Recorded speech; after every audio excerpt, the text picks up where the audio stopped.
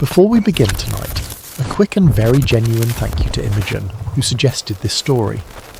And if you are listening to this on Spotify right now, whether you're tucked in, drifting off, or somewhere in that soft middle place between waking and sleep, please consider leaving us a review. It takes 10 seconds, it costs you nothing, and it means the world to this little channel. Alright, let's go somewhere strange. There is a house in the English countryside, a quiet village called Doddleston in the county of Cheshire. It sits behind hedgerows and beneath grey skies, the kind of village that seems to belong to a different era simply by existing. The streets are narrow, the stones are old. The past, in a place like this, does not feel very far away at all. In the early 1980s, a man named Ken Webster moved into a house in that village. He brought with him the ordinary machinery of a modern life, a BBC microcomputer, a small desk, a kettle, the usual things. He was not a mystic. He was not particularly interested in the paranormal. He was, by all accounts, a thoughtful, curious, rational person who happened to find himself at the centre of something that has never been explained. The messages began without warning, not typed, not programmed, not triggered by any known input. They simply appeared on the screen of a machine that was supposed to be incapable of producing them. Words formed in language that did not belong to the 1980s. Sentences that referenced a world that had not existed for 500 years. And those words somehow responded. Not recorded, not playback. Live, interactive, real. What Ken Webster and his colleagues documented over the months that followed became known as the Doddleston case, catalogued in a book called The Vertical Plane, quietly filed under paranormal curiosity and largely forgotten by mainstream discourse. Skeptics called it a hoax. Researchers called it an anomaly. Nobody called it what the evidence, taken in full, increasingly and uncomfortably suggests it might have been. The first documented breach in a system of time-layered communication that humanity had stumbled into entirely by accident. And something else, something patient, structured and deliberate, had been waiting on the other side of it for a very long time. Act 1. The signal in the machine. To understand what happened in Doddleston, you first need to understand what was not supposed to be possible. The BBC Micro was released in 1981. It was a remarkable machine for its time, compact, capable, beloved by schools and hobbyists across the United Kingdom. It ran on a MOS Technology 6502 processor. It had, depending on the model, between 16 and 32 kilobytes of RAM. It was by any reasonable technical definition a simple device. A tool for learning to code, a household curiosity, a machine that did exactly what you told it to do and nothing else. Ken Webster and his colleagues used their BBC Micro for entirely ordinary purposes: work, notes, the small computations of daily life. There was nothing unusual about the machine, nothing unusual about the house, nothing that would invite the kind of story that eventually unfolded there. And perhaps that is the most unsettling part of it all, because the extraordinary, when it finally arrives, almost never announces itself. It slips in through the side door, quiet and unassuming, wearing the face of something mundane. The first messages appeared on the screen when no one had typed them. The language was strange, phonetically medieval, grammatically inconsistent in ways that did not suggest carelessness, but rather a genuinely different structural relationship to the English language. An older architecture of speech, the way words were arranged before they settled into the forms we recognise today. Certain letters substituted for others in patterns consistent with Middle English orthography. Certain constructions that no modern forger, however diligent, could have sustained across months of spontaneous generation without a single slip into contemporary phrasing. The entity that introduced itself was named Lucas. He described himself as living in the 1500s. He described surroundings, a house, a landscape, a set of daily concerns that aligned, when later cross-referenced, with documented historical conditions for the Doddleston area in the Tudor period. He did not describe himself as a ghost or a spirit. He described himself as a man who was confused, a man who had become aware of a presence in what he understood to be his home, a man who believed, in the framework of his own era and faith, that he was communicating with something supernatural. He was not wrong about that exactly. He was simply working with the wrong vocabulary for what was actually happening. The group responded to him, and this is where the story tips from strange into genuinely alarming. Because Lucas responded back, not with a delay, not with a scripted reply from some preloaded database. He responded in real time to specific questions, with answers that demonstrated contextual understanding of what had just been said to him. He reacted emotionally. He expressed confusion, curiosity, fear, and eventually something resembling warmth. He was not a recording. He was not a loop. He was present. Whatever was happening on the other side of that screen, someone was home. Asked 2. The impossible layer. The group did what rational people tend to do when confronted with something that does not fit inside their existing categories. They looked for the simpler explanation first. A prank. Someone with access to the machine and a gift for historical linguistics, running an elaborate deception for reasons unclear. It was the most comfortable answer, and they spent considerable time trying to make it fit. It did not fit. The consistency of the language across too many sessions, the specificity of contextual responses, the impossibility of maintaining such a performance invisibly and indefinitely, all of it pushed against the prank hypothesis until the prank hypothesis quietly collapsed under its own weight. A psychological experiment. Perhaps some external actor was using the machine as a medium, feeding information through unknown channels to test the group's reactions. This theory had more traction for a while, and there is a version of it, a version we will return to, that turns out to be uncomfortably accurate, though not in the way the group initially imagined. But then the inconsistencies began to accumulate in ways that no clean explanation could account for. Lucas would reference things that had changed in the room since the last session. Objects moved, new items introduced. He seemed to have access to the physical space in some form that could not be explained by a remote operator. He reacted to questions about current events, not future events, current ones, the events of the 1980s, with a kind of baffled incomprehension that felt entirely authentic. He did not know what a computer was. He did not know what electricity was. He knew what a hearth was, and a rushlight, and the weight of a particular fear that had settled over England during the reign of a particular king. And then the language began to do something remarkable. It evolved. Over weeks and months of exchange, the writing in Lucas's messages became gradually less archaic. Not dramatically. Not in a way that suggested someone had gotten lazy. In the way that actual human language evolves in contact with a different dialect. Slowly, organically, in small tilts and shifts, like a tree growing toward light. Words he had not used before began to appear.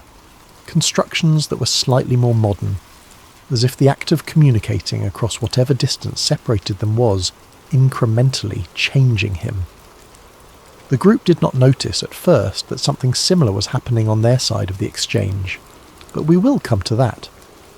Meanwhile, the machine itself had begun to behave in ways that its technical specifications made entirely impossible. Messages appeared without any keystroke being logged. The system memory showed content that had not been entered through any standard input pathway. The BBC Micro's operating logs, such as they were in that era, showed no record of the processes that would have been required to produce what was appearing on screen. The computer was not generating the messages in any technical sense of that word. The messages were not coming from inside the machine, they were coming through it. Act 3. The second voice.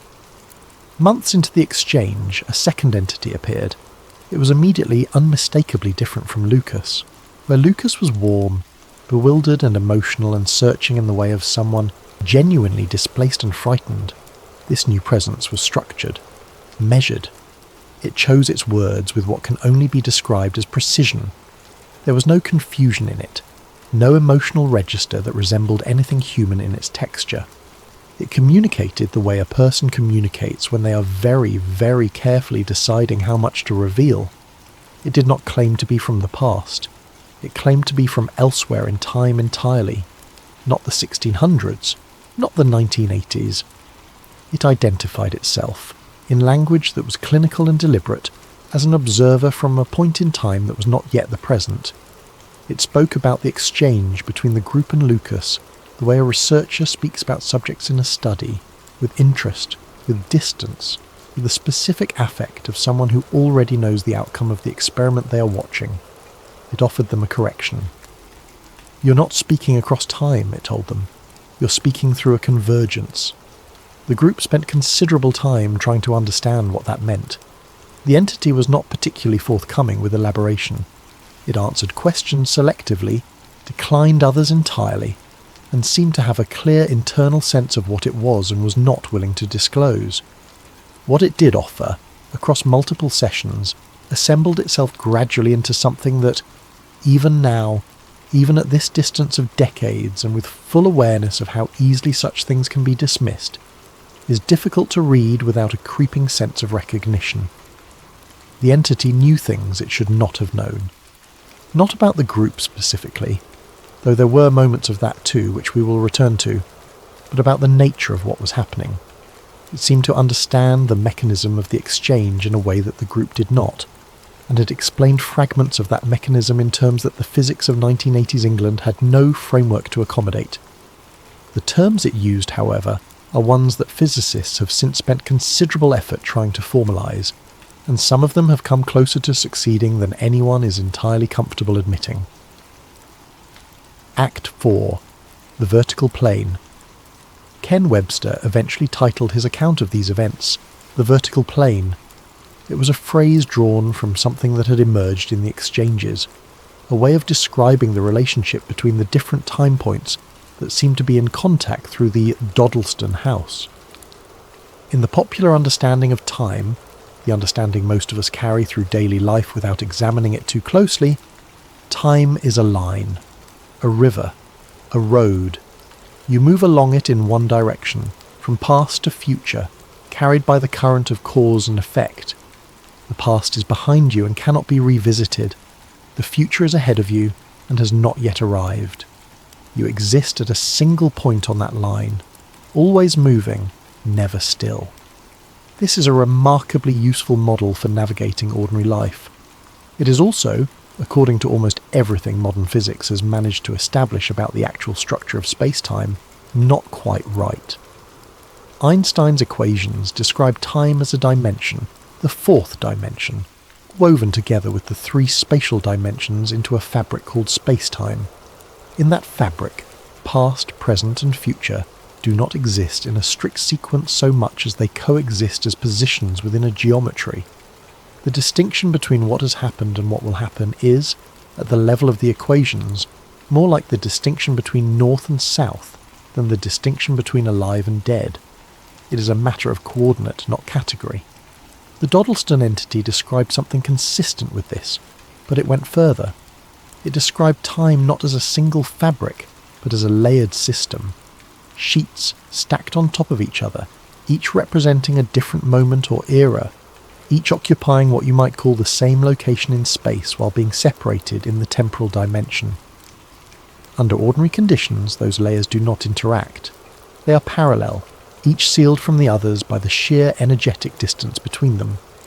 But certain locations, the entity explained, have thinner boundaries between layers, weak points, places where the temporal insulation between eras is compromised by some combination of geological, electromagnetic, and this is the part that stretches credulity until you sit with it long enough, historical factors. Places where the weight of repeated human experience across centuries has worn the boundary between time layers down to something that, under the right conditions, can be crossed.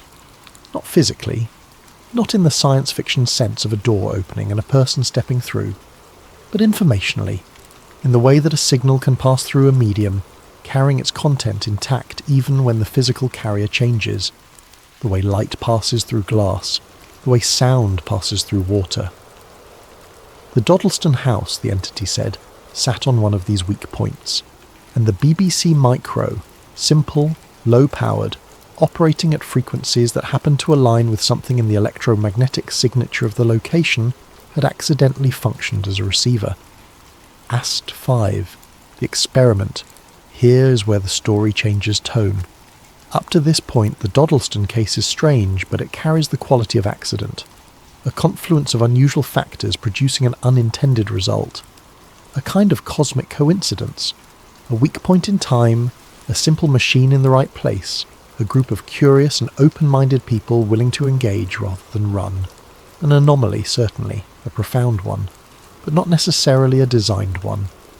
The second entity complicated that reading significantly, because as the exchanges continued, a pattern emerged in the questions the entity asked. They were not the questions of something curious about the humans it had encountered. They were not the questions of something lost or lonely, or trying to find its way home across whatever distance separated them. They were systematic, methodical. They circled around specific themes with the precision of a research protocol. How did the group feel when they first received the messages? What was the emotional quality of that initial experience? Had their understanding of time and reality shifted as a result of the exchanges? In what direction had it shifted? How were they sleeping? How were they dreaming? Had they noticed any changes in their perception of the space around them? The entity was not communicating for connection. It was gathering data. The group, to their credit, noticed this. They began asking the entity directly what it was doing, what the purpose of the exchange was, why it had made contact. The answers it gave were partial and carefully bounded, enough to satisfy the immediate question, not enough to reveal the full picture. But assembled across multiple sessions, those partial answers began to form something coherent. They were not the discoverers of this phenomenon, they were its subjects. The convergence at Doddleston had not been stumbled upon accidentally by a future intelligence. It had been identified, located. Perhaps even, in some sense that is difficult to articulate within our current understanding of causality, engineered. Not the convergence itself, which was a natural feature of the location, but the conditions under which a group would arrive at that location with a machine capable of detecting it, at precisely the moment when detection was possible. The entity was not surprised to find them there. It had known they would be. Act 6. The language drift. There is a phenomenon in linguistics called contact-induced language change. When two languages or dialects are in sustained contact, when speakers of each are regularly exposed to the other over a significant period, they begin to influence each other. Vocabulary migrates, grammar bends. The boundary between them softens, and after enough time, what were once distinct systems become something harder to separate cleanly. This is a well-documented, thoroughly understood process. It requires time, sustained interaction, and genuine communicative exchange between populations that are physically co-located or at least in regular contact. It does not, cannot, occur between a group in 1980s England and an individual in 1600s England with no physical contact and no shared environment beyond the narrow channel of a BBC microscreen. And yet, Lucas's language, as we noted, was becoming more contemporary, slowly, organically, in ways consistent with genuine acquisition rather than deliberate change. Words he had not known were beginning to appear in his messages. Structural patterns that belonged to modern English were threading themselves into his syntax. But the group, reviewing their own written exchanges from the early months of the case against those from later in the correspondence, noticed something that disturbed them in a way that Lucas's evolution had not quite managed. Their own language was changing, not dramatically, not in a way that anyone outside the situation would have immediately flagged, but in their private notes, in their letters to each other about the case, in the informal written communication that surrounded the exchanges, archaic constructions had begun to appear. Phrasings that belonged to an older era. Turns of speech that none of them would have used naturally before all of this began. Time, the entity had suggested, does not merely connect at these convergence points. It blends. The longer the exchange continued, the more the boundaries between the layers softened, not just informationally, but in some more fundamental sense that the entity struggled to articulate and the group struggled even harder to comprehend. The phrase it used was one that has stayed with everyone who has seriously engaged with the Doddleston record. temporal overlap, not time travel, not communication between fixed points. A softening of the distinction between them, a bleeding of one layer into another, and then the entity said something that the group had not been prepared for.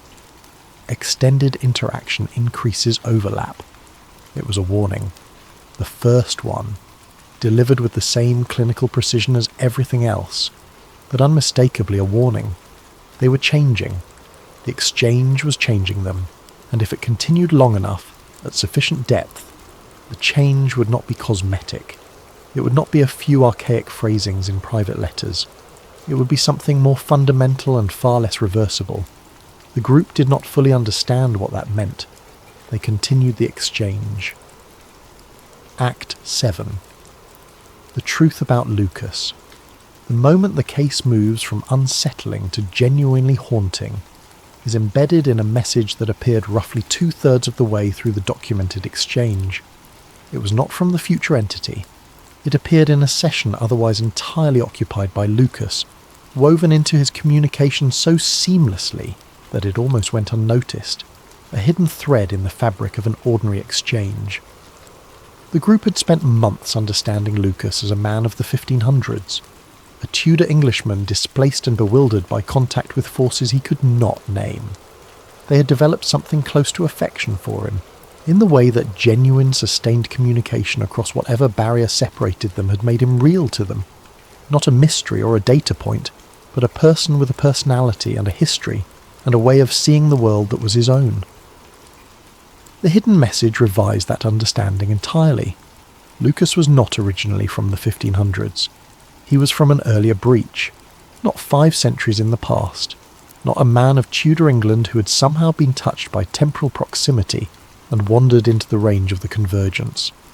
He was someone who had, at an earlier moment in the history of that location, entered into sustained contact with a different layer, and had stayed too long. Not by choice, necessarily.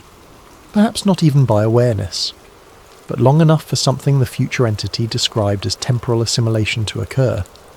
His original era, whenever it was, had become inaccessible to him.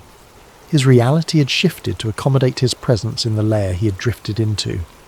His memory had been rewritten to make him coherent within it, to give him a childhood in Tudor England, a name that fit, a set of experiences and relationships and beliefs that made sense within that context. He was not pretending to be a man of the 1500s. He was not performing it. He had become it, because the alternative, a person unmoored from any temporal context, is something that reality apparently does not permit. Time corrects. That is what the entity said. It was one of the most precisely articulated statements in the entire record, and it is the one that is hardest to let go of once you have understood it. Time does not simply connect across convergence points. It has a self-correcting property, a homeostatic function, the way a biological system has mechanisms that push it back toward equilibrium when it is disturbed. A person who crosses into a layer that is not theirs does not remain a paradox indefinitely. Over time, the layer absorbs them, adjusts to contain them, fills in the gaps with a history that makes their presence there comprehensible. Lucas had not crossed willingly. Or perhaps he had once, in a moment whose details were no longer accessible to him, because the crossing itself was among the things that had been corrected away. What remained was a man who believed he was exactly where he had always been, living exactly the life he had always lived, troubled only by the inexplicable presence of spirits in what he thought of as his house. The warning embedded in this revelation was not subtle. Extended interaction increases overlap, and if the overlap continues long enough, you become the layer. Act 8. The map. By this point in the exchange, the group had accepted, with the resigned clarity of people who have exhausted every alternative, that they were dealing with something real. Not real in the sense that they could explain it or integrate it into any existing framework without violence to that framework, but real in the sense that it was consistent, sustained, internally coherent, and producing effects in the world around them that could not be attributed to imagination or error. The future entity, perhaps sensing that the time for restraint had passed, began to disclose more. Doddleston, it explained, was not unique. There were others, not dozens, not scattered curiosities distributed randomly across the planet in the way that folk legends might suggest. Every ancient site and sacred spring a potential convergence point. The entity described something far more specific than that. A network of locations geographically distributed with a set of identifiable characteristics that distinguished them from ordinary geography. Electromagnetic signatures, geological formations, a quality it described, and the group found this particularly striking, as historical depth. Places where human habitation and activity had been continuous for long enough and intense enough to somehow contribute to the weakening of the temporal boundary at that location, as if time, worn thin by the weight of human experience pressing against it from one side, eventually develops points of weakness in the fabric that separates its layers. These points were being mapped, not by the group, not by any institution they could name, by the entity, by whatever system or organisation or intelligence existed in the future from which it operated. And the mapping was not a passive academic exercise. The entity was not cataloguing these locations out of scholarly interest or historical preservation instinct. It intended to use them. For what purpose exactly it declined to specify. But the character of its answers, the careful boundaries it drew around certain questions, the specific things it would and would not discuss, suggested that the purpose was substantial, that these convergence points, this network of temporal weak spots distributed across the surface of the Earth, represented something of enormous strategic value to whatever future the entity came from. The Doddleston exchange, from this perspective, was not an isolated incident being studied for its own sake. It was a proof of concept, a test of communication methods across a specific type of convergence point. The data being gathered was not just about the emotional responses of a group of Cheshire residents to the unexpected. It was about the mechanisms of the exchange itself, what worked, what degraded over distance and time, what kinds of information could be transmitted accurately, and what kinds were lost or distorted in the crossing. They were refining a technology, and they were using the Doddleston exchange to do it. Act 9. The silence. And then, without warning or explanation, the messages stopped. Not gradually, not with a farewell, not with any of the conversational signals that might indicate a deliberate ending. A closing statement, a final exchange, a sense of completion or conclusion. One session, the screen held its familiar strange words. The next, it did not. The BBC Micro sat in its place in the Doddleston house and behaved exactly as it had before any of this began. An ordinary machine performing ordinary functions, with no trace in its memory or its logs of what had passed through it over the preceding months. The group was, by all accounts, profoundly affected by the silence, not simply confused by it, affected by it, in the way that the sudden end of a genuine relationship affects a person. They had been changed by the exchange, in ways both subtle and significant, and the cessation of it left a kind of absence that had a texture and a weight that ordinary endings do not carry. In the years that followed, the Doddleston case entered the uncomfortable category that genuine anomalies tend to occupy in the modern information landscape. Too well documented to be easily dismissed, the record Ken Webster compiled was substantial, methodical, and difficult to explain away without resorting to motivated reasoning. Too strange to be comfortably integrated into any mainstream discourse. Not strange enough, perhaps, or not violent enough, or not sufficiently dramatic in the right ways to attract the sustained, serious attention that might have produced answers. It was filed as a curiosity, an interesting case, a footnote.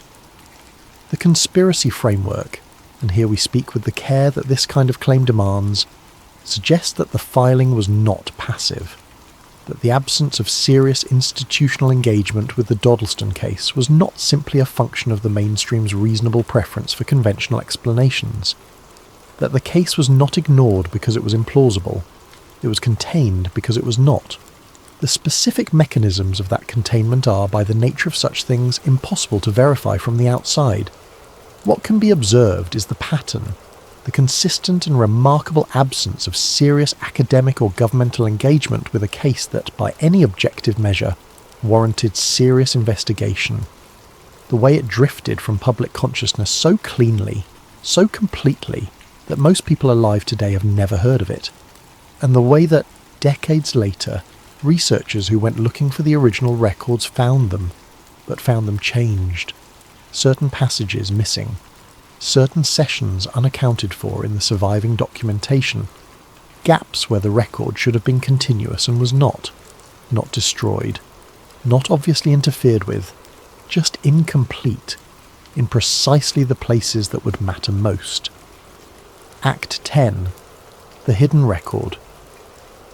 Decades after the Doddleston exchange ended, a researcher working independently, not affiliated with any institution that would explain their interest, not operating within any academic or governmental framework that would account for their access, began to look more carefully at the surviving documentation. The surface content of the messages had been examined many times. The language, the historical references, the dialogue between the group and the various entities, all of it had been passed and repassed by the small community of people who took the case seriously. What the independent researcher noticed was not in the content. It was in the pattern of the transmissions themselves, the timing. In the original records, each message was logged with a timestamp, the moment it appeared on screen down to the second. This information had been treated as administrative metadata. The time of arrival of each message, recorded for the sake of documentation, not examined for its own significance. When the researcher mapped these timestamps against each other, not the content of the messages but the intervals between them, the rhythms and gaps and clusters of their arrival, a structure emerged. Not random, not the natural distribution of a conversation between humans, which follows patterns of engagement and response but not mathematical precision. A code, embedded not in what the messages said but in when they arrived, using the timing itself as the medium of a second. Concealed communication running parallel to the explicit exchange. The code, when deciphered, contained coordinates, geographic locations, distributed across the globe. Cross-referenced against the historical record, these locations clustered around sites that shared characteristics with Doddleston, places of deep continuous habitation, unusual electromagnetic profiles, documented histories of anomalous phenomena spanning multiple centuries, the weak points, the convergence locations, the network the future entity had described but declined to specify, and alongside the coordinates, dates, not historical dates, future ones, or what were at the time of the exchange future ones, specific moments identified as periods of heightened temporal convergence at the listed locations, windows during which the conditions for exchange would be, or had been, or were simultaneously both, at their most favourable. The researcher cross-referenced these dates against events in the public record. Some aligned with documented anomalies, reported phenomena at those locations during the specified periods that had been individually noted and individually dismissed. Others fell in the future from the perspective of the researcher, that is, though again the tense becomes difficult here, in ways that are not merely grammatical. The final reconstructed message, pulled from the deepest layer of the timing code, was brief. The first breach was not an accident. You answered because you were meant to. Sit with that for a moment. Not, you happened to be there. Not, the circumstances aligned by chance. You answered because you were meant to. Because the conditions that put Ken Webster in that house in Doddleston, with a BBC micro and a willingness to engage with what was appearing on its screen, were not incidental. Because somewhere in the architecture of what was being planned by whatever future intelligence was coordinating this project, a group of curious, open-minded, thorough people in Cheshire, England, in the early 1980s, had been identified as the right subjects for the first documented test. Not discovered accidentally, selected deliberately, and placed, as precisely as a temporal mechanism allows, exactly where they needed to be. Epilogue. The system is still active. ABBC Micro had 32 kilobytes of RAM. Consider just for a moment what that means in context. Your smartphone carries more processing power than the entire computing infrastructure of a mid-sized 1980s university. The servers that run the internet, the vast, interconnected, always-on global network of computation and communication that modern life runs through, represent a scale of capability that no one in the Doddleston house could have imagined. The machine that served as an accidental receiver for something that crossed temporal layers and spoke in medieval English and carried a hidden code in its transmission timestamps, that machine was barely more complex than a calculator by modern standards, and it was enough. Simple enough, in fact, that its simplicity may have been the point. The future entity noted that early computers, due to their architectural simplicity, accidentally acted as receivers. Their lack of complexity meant their signal environment was clean, their processing unpolluted by the noise of sophisticated operating systems and encrypted network traffic and the constant background radiation of a planet-wide digital infrastructure. The BBC Micro, in other words, was quiet enough to hear something that more powerful systems might be too loud to detect. But quiet is not the only quality that matters in a receiver. Sensitivity matters. Range matters. The ability to operate across multiple frequencies and protocols simultaneously, to encode and decode complex patterns, to sustain communication across enormous distances and under adverse conditions. These things matter enormously. Modern systems have all of these qualities. Modern systems are also, by almost every metric, more deeply woven into the fabric of human experience and human geography than any predecessor technology. They are embedded in the infrastructure of cities that sit on ancient ground. They run through cables laid along routes that follow paths of continuous human habitation stretching back millennia. They process information at the convergence points identified in the Doddleston code, not because anyone chose those specific locations for specifically that reason, but because those locations are by definition the places where human presence has been deepest and longest, and those are exactly the places where infrastructure tends to be most concentrated. The network that the future entity described, the map of temporal convergence points distributed across the surface of the Earth, is, in the 21st century, overlaid almost exactly by the network of modern digital infrastructure, not as a coincidence, or rather, not only as a coincidence. We have built our most powerful communication systems precisely where the conditions for communication across temporal layers are most favourable. We have done this without knowing it, following the logic of geography and history that directs human settlement and infrastructure in ways we do not fully understand and rarely examine.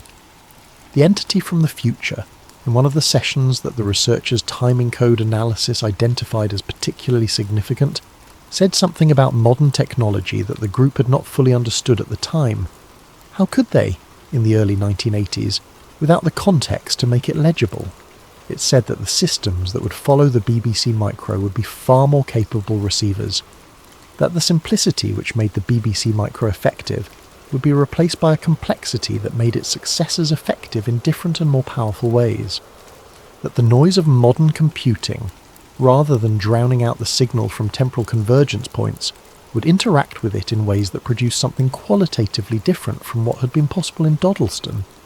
Not a single exchange between a small group and two entities across a narrow channel, something broader, more diffuse, distributed across the entire network simultaneously, in ways that no individual user would recognise as a temporal signal, because the signal would be woven into the texture of ordinary digital experience, indistinguishable from the inside, from the background hum of modern connectivity.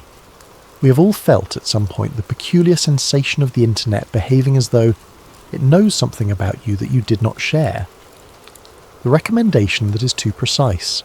The advertisement that arrives at the exact moment you are thinking about something you had not typed or searched or said aloud.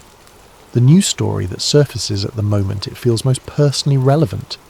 The connection that appears between two things you were separately considering, surfacing through an algorithm that has no obvious reason to know you were considering either of them. The standard explanation is data, surveillance, the vast apparatus of behavioural tracking that modern platforms deploy to model users with sufficient precision that these coincidences are statistically inevitable. That explanation is not wrong. but it may not be complete.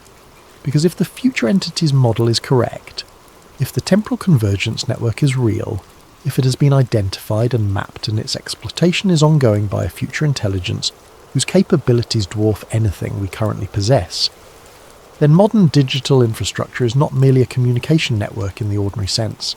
It is a receiver array of unprecedented power and geographic distribution, sitting directly on top of the points where temporal layers are thinnest, humming with the processing power to handle signals that a BBC micro could only barely detect, embedded so thoroughly in the fabric of the modern life that whatever comes through it would be invisible to anyone who did not already know what to look for.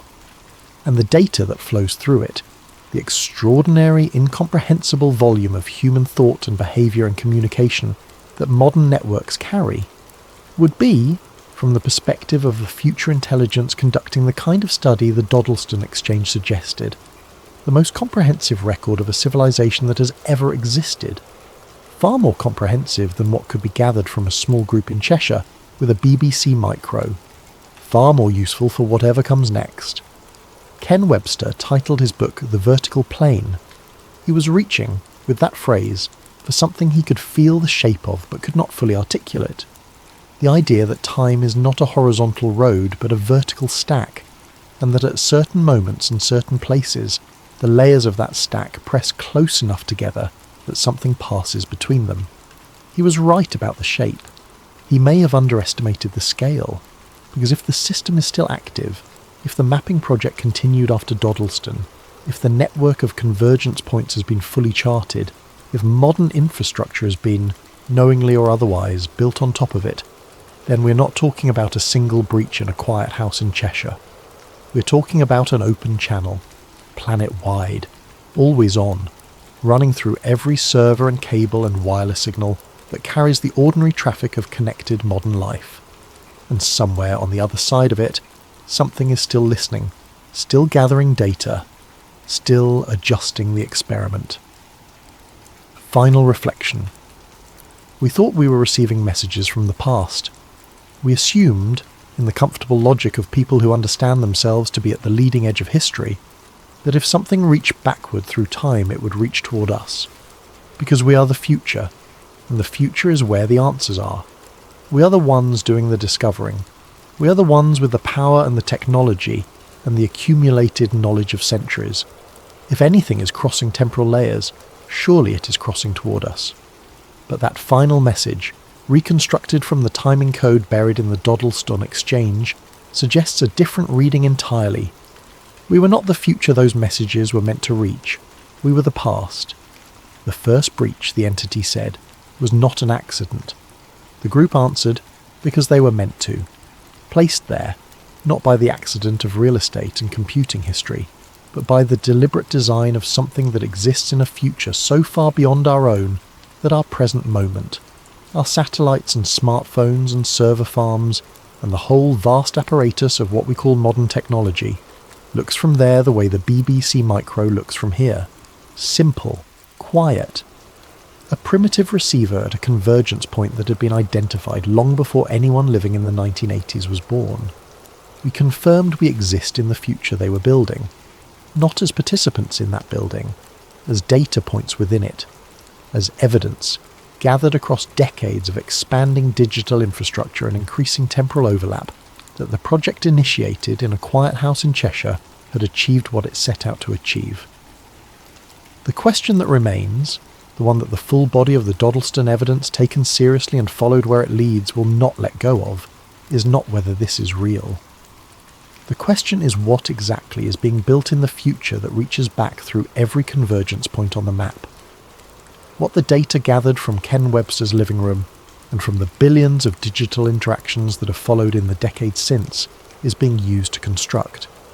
And whether whatever it is, whatever great and patient and extraordinarily long-term project is being assembled in a future we cannot yet see, whether it intends for us to be part of it, or simply part of what it requires. There is a particular quality to questions that have no comfortable resolution. They do not vanish when you stop thinking about them. They settle into the background of ordinary experience and alter it, subtly, persistently, in the way that knowing something changes the texture of not knowing its implications. You carry them the way you carry a stone in your pocket, aware of the weight even when your attention is elsewhere, reaching for it in quiet moments without quite deciding to. The Doddleston case has that quality for everyone who takes it seriously, not because it is frightening, though it is in the specific way that genuinely unresolved things are frightening, which is different from and deeper than the fear produced by something dramatic and obvious, but because it is patient, because it sits there, documented and cross-referenced and internally coherent, asking nothing of you except that you look at it honestly and acknowledge what the honest looking reveals. And what it reveals, for those willing to follow the thread without flinching, is a picture of human existence within time that is not the picture most of us carry. We think of ourselves as the forward edge of history, the living present, always moving into a future that has not yet been written. We understand our choices as genuinely open, our futures as genuinely undetermined, our lives as the source of whatever comes next, rather than as the content of something already in progress. The Doddleston evidence suggests that this understanding, however useful and however deeply felt, may be incomplete. Not wrong exactly. The choices are real. The future is genuinely uncertain from within any given present moment. The feeling of moving forward through time is not an illusion, but it may be the experience of something larger than itself, a present moment that is also, from some vantage point sufficiently removed from it, already past, already documented, already the object of study by minds operating in a future whose distance from us we cannot measure. The entity that spoke through the Doddleston exchange was not malevolent. Nothing in the documented record suggests hostility or harm. It was careful, restrained, selective about what it disclosed. The behaviour not of something that wished the group ill, but of something with a responsibility to manage the exchange in a particular way, for reasons that the group were not yet equipped to understand. It warned them about the risks of extended temporal overlap.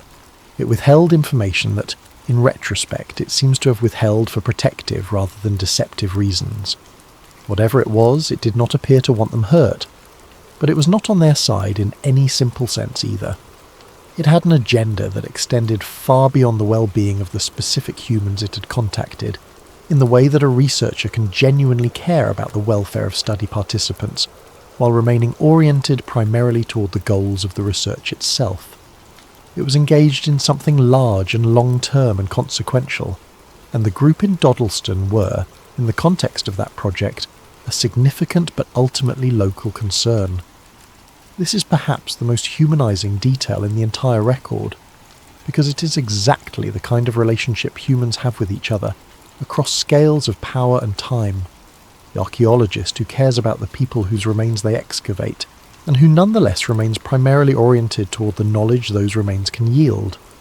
The historian who is genuinely moved by the lives they research, and who nonetheless treats those lives as material for a larger argument. The anthropologist who develops real affection for the community they study, and who nonetheless publishes findings that serve an academic discourse the community itself will never read. The future entity was not a villain. It was operating at a scale that made the humans it contacted something other than its primary concern, not out of coldness, but out of distance. And if that is true, if whatever is coordinating this project is not indifferent to us, but simply operating at a scale that dwarfs our individual significance, then the question of what we should do with this knowledge becomes something other than a question of survival. It becomes a question of dignity, of how to live well within a story whose full dimensions we cannot perceive, and whose ending has perhaps already been written. Of whether awareness of our position within something larger than ourselves diminishes or enriches the texture of ordinary existence. Of whether knowing we are data points in an experiment of cosmic patience changes the value of the small daily human things. The conversation at breakfast, the quality of light on a winter afternoon, the particular comfort of a familiar voice in the dark. We think it does not diminish them. We think, if anything, it intensifies them. Because if we are part of something larger, if the record of our living is being gathered and preserved and studied by minds in a future we cannot imagine, then the things we do and feel and choose and love are not temporary. They are not swallowed by time and lost. They become part of the record, part of whatever picture is being assembled patiently from all the data points of all the ordinary and extraordinary human lives that have touched the convergence points and left their impression there. We are all in some sense messages in the signal, and whether or not anyone is listening, it seems worth making them worth receiving.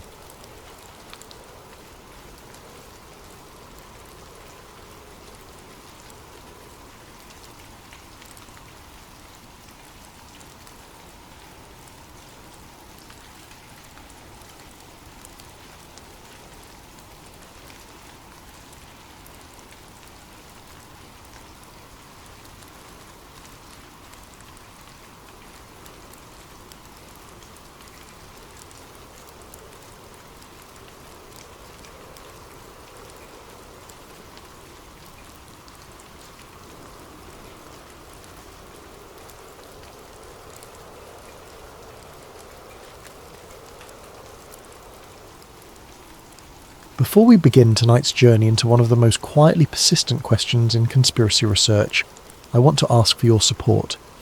If you're enjoying this content, using your hype points on this video helps the channel more than you could possibly know.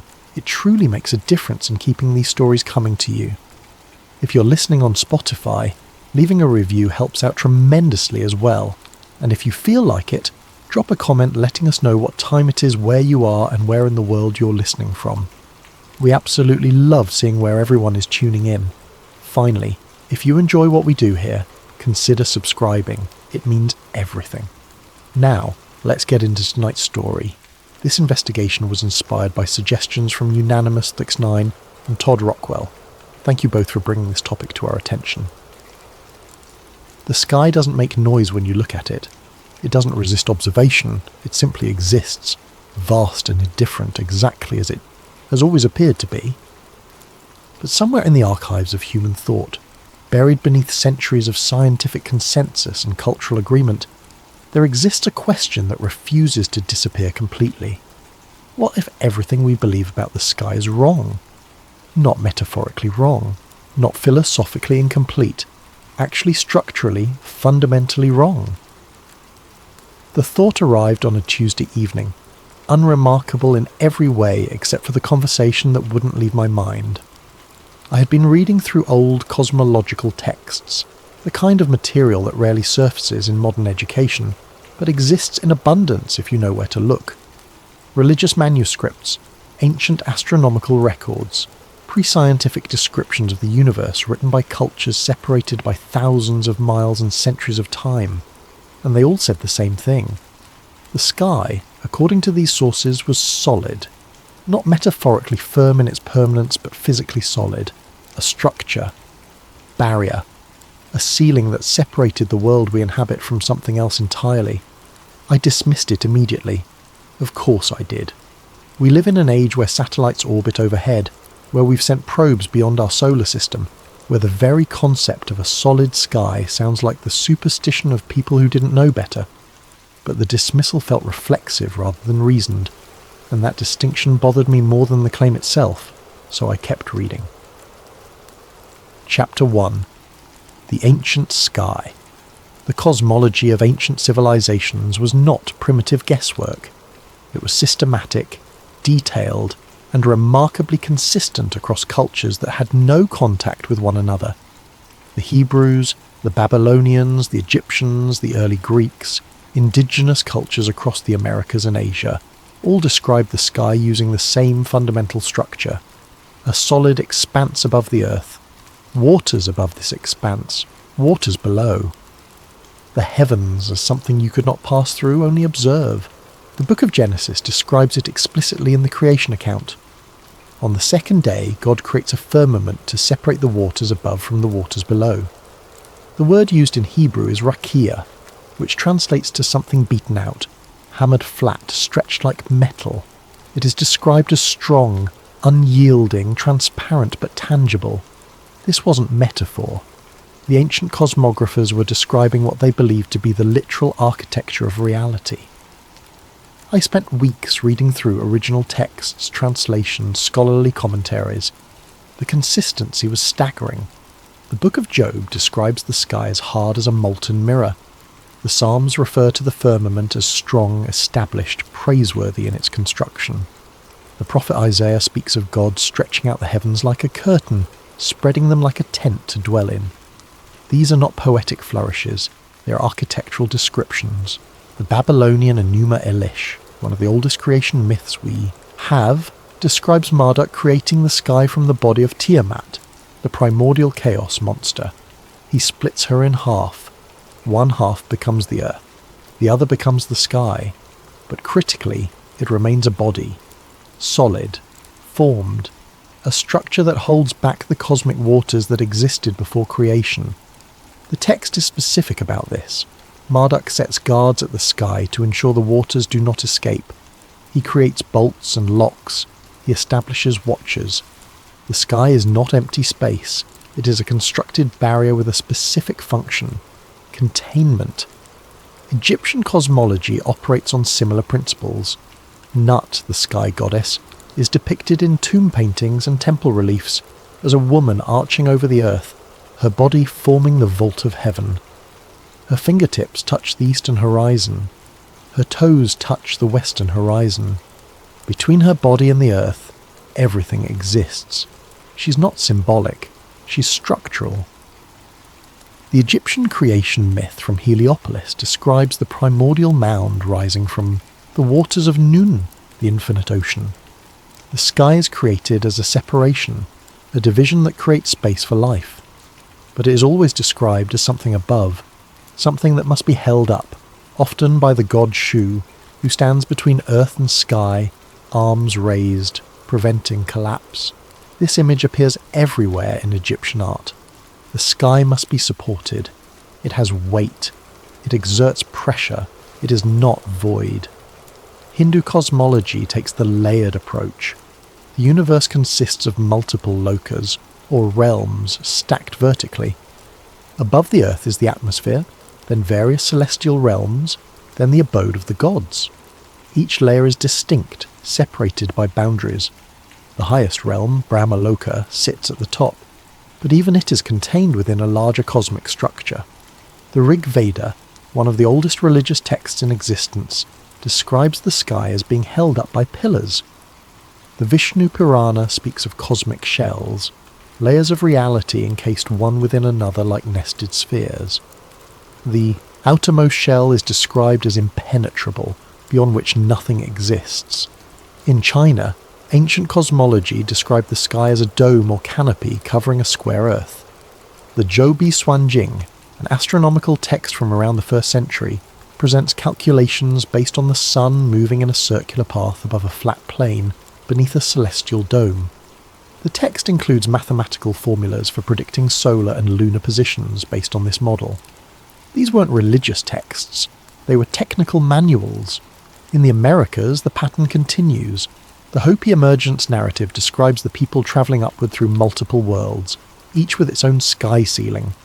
When the sky of one world became corrupt or exhausted, the people would find a sipapu, an opening, and climb through to the next level above. The Maya developed one of the most sophisticated astronomical systems in the ancient world. They could predict eclipses centuries in advance. They tracked Venus with precision that rivals modern calculations. Their long count calendar is a mathematical achievement that still impresses scholars. And yet they describe the sky as bounded. The Maya cosmos consisted of 13 layered heavens above the earth and 9 layered underworlds below. Each level was distinct, ruled by different gods, accessible only through death or shamanic journey. The sky was not infinite. It was structured, divided, ordered. The Aztec cosmology follows similar patterns. The Codex Vaticanus depicts the universe as layers, with the earth in the middle and multiple sky levels stacked above. The highest level, Omeokon, is the dwelling place of the dual god Ometeotl, but even this supreme realm is contained within the overall structure. I started keeping a list. Every culture I examined, every ancient cosmological text, every creation myth and astronomical treatise, they all agreed. The sky is solid. The sky is bounded. The sky is a structure, not a void. the Sumerians, the Akkadians, the Phoenicians, the ancient Persians, the Norse with their Yggdrasil world tree holding up multiple realms, the Aboriginal Australians with their sky-world ancestors, the Polynesian navigators who mapped the stars with incredible precision but described the heavens as a dome resting on the horizon. I found myself asking, why would every major culture independently arrive at the same conclusion? The standard answer is that ancient people simply didn't know better. They looked up, saw a blue expanse that seemed solid, and assumed it was. But that explanation requires us to believe that civilizations capable of building pyramids aligned to celestial events, capable of predicting eclipses and tracking planetary movements with astonishing accuracy, were simultaneously incapable of recognizing empty space when they saw it. It didn't add up. These cultures were observational. They watched the sky obsessively. They tracked stars, planets, the moon, the sun. They created calendars so precise that we still marvel at them today. The Antikythera mechanism, an ancient Greek analogue computer used to predict astronomical positions, demonstrates a level of technical sophistication that seems impossible for its era. The builders of Stonehenge aligned massive stones to solar and lunar events with precision that required generations of careful observation. The Pyramid of Giza is aligned to true north with an accuracy of 3/60ths of a degree. The Mayan observatory at Chichen Itza tracks the equinoxes with architectural precision. These were not primitive people making wild guesses. They were careful, systematic observers of the heavens. And yet, across all of that careful observation, none of them described the sky as infinite empty space. They described a boundary. Not because they lacked imagination, but because that's what they observed, or believed they observed, or were taught to observe. The question that kept nagging at me was simpler than I wanted to admit. What if they were right? Chapter 2. The Shift in Understanding. The transformation in how humanity understood the sky did not happen gradually. It happened abruptly, during what we now call the Scientific Revolution, roughly between the 16th and 18th centuries. Before this period, European cosmology still followed the ancient model. The Ptolemaic system, developed by Claudius Ptolemy in the 2nd century, described Earth at the centre of nested crystalline spheres. Each sphere carried a celestial body: moon, sun, planets, stars. Beyond the outermost sphere lay the primum mobile, the first mover that caused all celestial motion. Beyond that, the empyrean, the dwelling place of God and the angels. This was not considered religious mythology. It was science. Ptolemy's Almagest was the authoritative astronomical text for over 1,000 years. It made predictions, it provided calculations, it worked within the observational limits of the time. The sky was the firmament, the heavens were layered spheres, and Earth sat at the centre of a bounded creation. This was not controversial. It was simply how things were understood to be. University professors taught it, navigators used it, the church endorsed it, but so did secular scholarship. Then, within the span of a few generations, everything changed. In 1543, Nicholas Copernicus published De Revolutionibus Orbium Coelestium, proposing that the sun, not Earth, sat at the centre of the cosmos. The book was dedicated to Pope Paul III and presented as a mathematical convenience, a way to simplify calculations, not necessarily a claim about physical reality. The introduction, written by Andreas Osiander without Copernicus's knowledge, explicitly stated that the heliocentric model was merely a computational tool, not a description of how things actually were. This disclaimer allowed the book to circulate without immediate condemnation, but the idea was out, and it began to spread. In 1610, Galileo Galilei turned his telescope to the sky and observed moons orbiting Jupiter. This was significant because it proved that not everything in the heavens orbited Earth. If Jupiter had its own satellites, then the Ptolemaic model of Earth-centered spheres was incomplete at minimum, wrong at maximum. Galileo also observed the phases of Venus, which made sense in a heliocentric model, but required awkward explanations in a geocentric one. He saw mountains on the moon, proving that celestial bodies were not perfect. unchanging spheres but physical objects with terrain and features. His observations were real. His telescope showed things that were genuinely there. But the interpretation of what those observations meant, that required a leap. Johannes Kepler, working from Tycho Brahe's meticulous astronomical data, formulated 3 laws of planetary motion. Planets orbit the Sun in ellipses, not circles. They move faster when closer to the Sun. The orbital period relates to the size of the orbit through a specific mathematical ratio. These laws described planetary motion with unprecedented accuracy. But they didn't explain why planets moved this way. They were descriptive, not explanatory. Then came Isaac Newton. In 1687, Newton published Philosophia Naturalis Principia Mathematica, the Principia. In it, he formulated the law of universal gravitation. Every mass attracts every other mass with a force proportional to their masses and inversely proportional to the square of the distance between them. This was revolutionary not because it described new observations, but because it unified terrestrial and celestial mechanics under a single principle. The same force that makes an apple fall makes the moon orbit Earth. The heavens and Earth follow the same laws. Suddenly the sky was not a structure but a void, not a ceiling but infinite space, not a boundary but an invitation to endlessness. The crystalline spheres dissolved. The empyrean vanished. In their place, emptiness, governed by invisible forces extending forever. The shift was presented as enlightenment, as humanity finally seeing clearly after millennia of ignorance. And perhaps that's exactly what it was. But what struck me, reading through the transition documents, was how little actual proof was required for people to abandon the old model entirely. No one went up and touched the sky to confirm it wasn't solid. No one demonstrated that the ancient descriptions were physically impossible. What happened was that a new framework was proposed, one that made mathematical sense within certain assumptions, and the old framework was discarded not because it was disproven, but because it was no longer needed. Consider what actually changed. Observations of planetary motion existed before Copernicus. The same data that supported the Ptolemaic model was reinterpreted to support the Copernican model. Ptolemy could predict eclipses. So could Copernicus.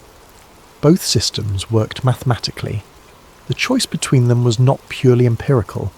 It was aesthetic, philosophical. The Copernican model was simpler. It eliminated some of the complex epicycles, circles within circles that Ptolemy required. But simplicity is not proof of truth. Newton's gravity was more troubling. It worked brilliantly. It predicted the motion of celestial bodies with precision that still impresses today. But Newton himself admitted he had no idea what gravity actually was. He could describe its effects, but not its mechanism. In the Principia, he wrote, "I have not as yet been able to discover the reason for these properties of gravity from phenomena, and I do not feign hypotheses. Gravity was action at a distance, an invisible force with no physical medium. Objects attracted each other across vast emptiness without touching, without any mechanical connection. This was, philosophically, just as mysterious as crystalline, spheres, but it was useful, and utility, in the emerging scientific culture, began to matter more than explanation. The firmament didn't collapse under the weight of evidence. It was replaced by a model that served the needs of the new era. Navigation required precise planetary predictions. The Copernican model provided them. Engineering required understanding forces and motion. Newton provided that. The old cosmology, with its bounded heavens and purposeful structure, didn't fit the mechanical philosophy that was emerging. Not because it was proven false, but because it asked the wrong kinds of questions. I started to wonder, what if the ancient model wasn't wrong? What if it was simply reframed in a way that served different purposes? The question felt dangerous, not because it challenged science, but because it challenged the story we tell about progress. We are supposed to have moved from darkness into light, from superstition into knowledge, but what if we moved from one explanation into another, and both were incomplete? What if the shift from firmament to infinite space was not discovery, but decision? I kept reading. The more I learned about the scientific revolution, the more I realised how contingent it all was. Copernicus hesitated to publish, fearing ridicule. Galileo was tried by the Inquisition. Kepler spent years in poverty. Newton had a nervous breakdown and abandoned science for alchemy and theology. These were not triumphant heroes effortlessly overthrowing ignorance. They were men struggling with ideas that didn't quite fit, models that explained some things but not others, observations that could be interpreted multiple ways. And in the end, the model that won was not the one that was proven true, but the one that proved useful. Useful for what? For the emerging commercial empires that needed navigation, for the burgeoning industrial economy that needed mechanics, for the philosophical project of replacing divine purpose with material causation. The infinite universe served those purposes, the bounded firmament did not. So the firmament disappeared, not because anyone went up and proved it wasn't there, but because the new story was more convenient than the old one. Chapter 3. The Modern Firmament Theory. The modern firmament theory is not what most people imagine when they hear the phrase. It's not a claim that the sky's made of glass or crystal. It's not about a literal dome you could touch if you flew high enough. It's about Earth as a contained system. I encountered the theory through forums, video essays, independent researchers who approach cosmology from outside institutional science. The tone varies wildly. Some approach it with religious conviction, others with scientific skepticism turned inward, still others with the calm detachment of people exploring an idea simply to see where it leads. But the core claim remains consistent. Humanity lives inside a closed environment. The sky in this model is not infinite. It is bounded, not by a visible wall, but by a barrier that prevents passage beyond a certain point. Space in this framework is not a place you can travel to. It is a region, a layer of the system, but not an exit. The stars are not distant suns trillions of miles away, but lights within the system itself, fixed or moving along predetermined paths. This is not presented as fantasy. It's presented as the result of questioning assumptions that have become so fundamental we no longer recognise them as assumptions. I started cataloguing the core arguments. They fell into several categories. First, the nature of Earth itself. Modern cosmology describes Earth as a sphere rotating on its axis once every 24 hours, orbiting the Sun at approximately 67,000 miles per hour, while the entire solar system moves through the galaxy at roughly 500,000 miles per hour.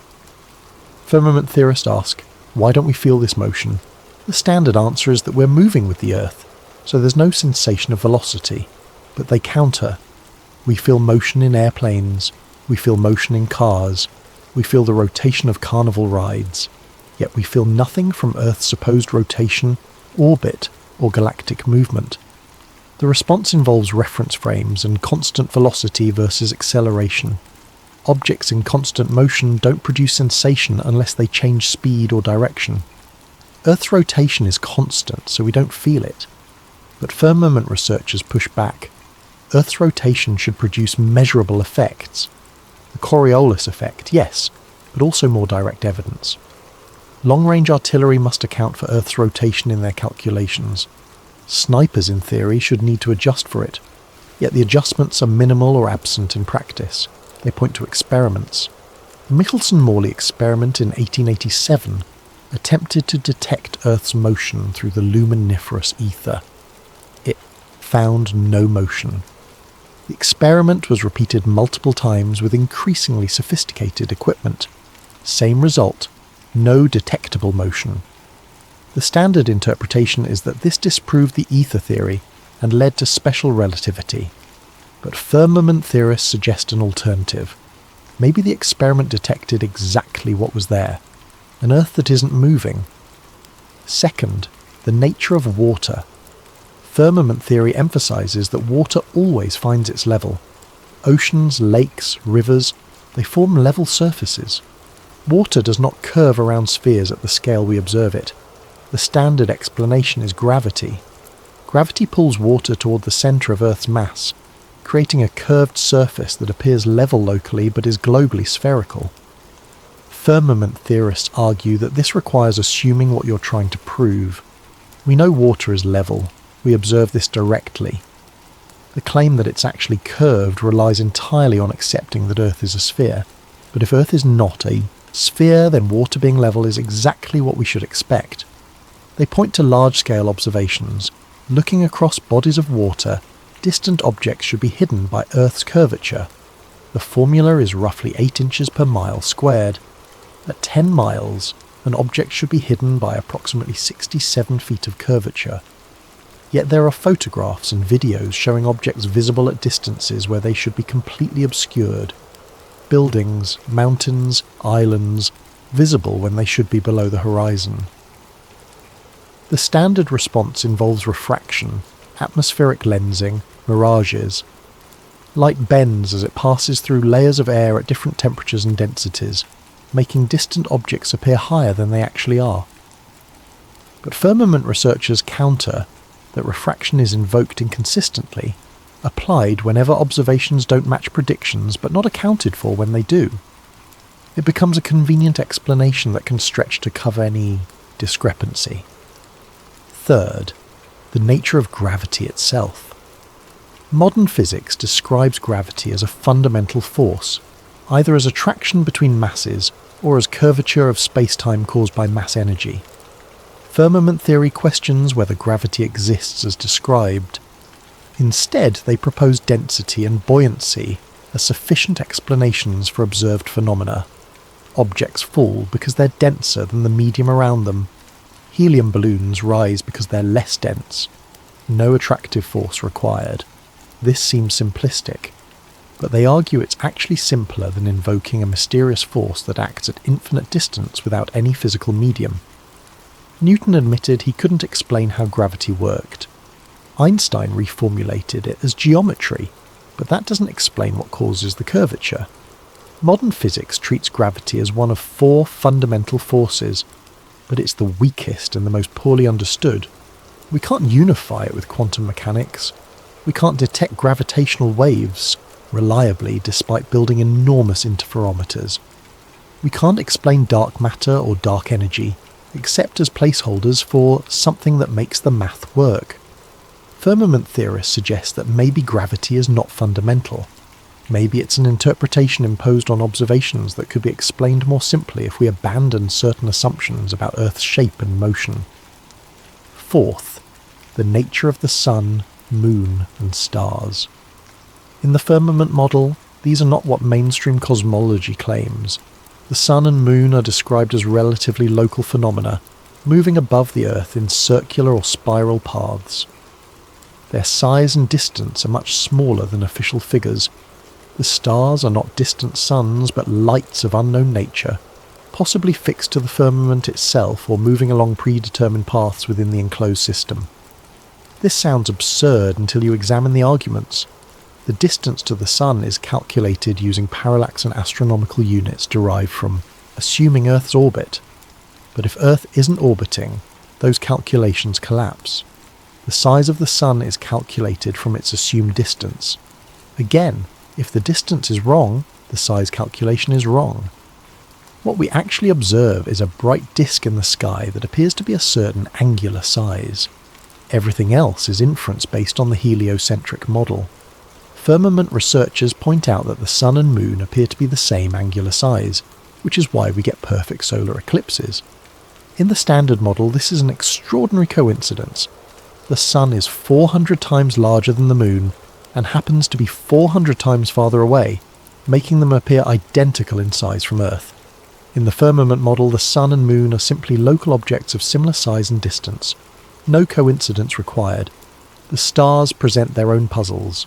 Polaris, the North Star, remains fixed in position, while all other stars rotate around it. This makes sense in a geocentric model where the sky rotates above a stationary Earth. It requires more complex explanation in a heliocentric model where Earth is rotating, orbiting, and moving through the galaxy.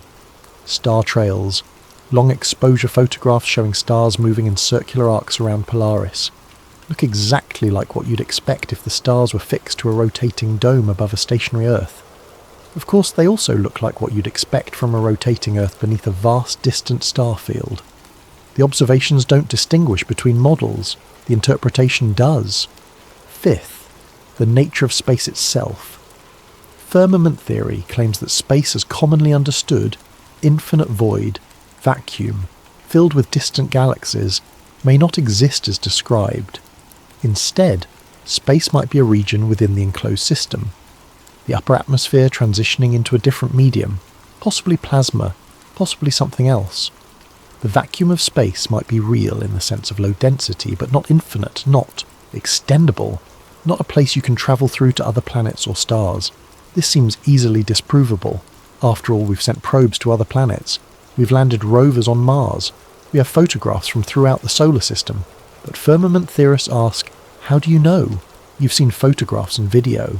You've accepted official reports. But you haven't been there. You haven't verified it independently. You've trusted institutions to tell you the truth about what they've accomplished. And trust is not proof. This is where the theory becomes uncomfortable. It's not claiming that space agencies are lying about everything. It's suggesting that what they present as travel to distant planets might be something else. High-altitude flights, unmanned drones in the upper atmosphere, CGI enhancements, partial truths mixed with assumptions. Or it's suggesting that the probes are real, the data is real, but the interpretation is wrong. Maybe what we call Mars is not a distant planet, but something within the enclosed system, accessible at high altitude but not requiring interplanetary travel. These ideas are not presented with certainty. They're presented as possibilities that emerge when you stop assuming the standard model and start questioning what can actually be verified versus what must be accepted on authority. I realised, reading through these arguments, that firmament theory operates on a principle of radical skepticism. It trusts direct observation over expert interpretation. It trusts what you can verify over what you're told. This makes it appealing to people who distrust institutions, but it also makes it vulnerable to confirmation bias. If you decide to trust only what you can verify personally, you end up trusting very little, and in that void, alternative explanations flourish. But that doesn't mean the questions are invalid. The firmament theory survives not because people are ignorant, but because it asks questions that institutional science treats as settled beyond inquiry. And when questions are declared off limits, the very act of asking them becomes suspicious, which raises its own question. Why is questioning cosmology treated as more suspect than questioning politics, economics, or any other field where human interpretation plays a role?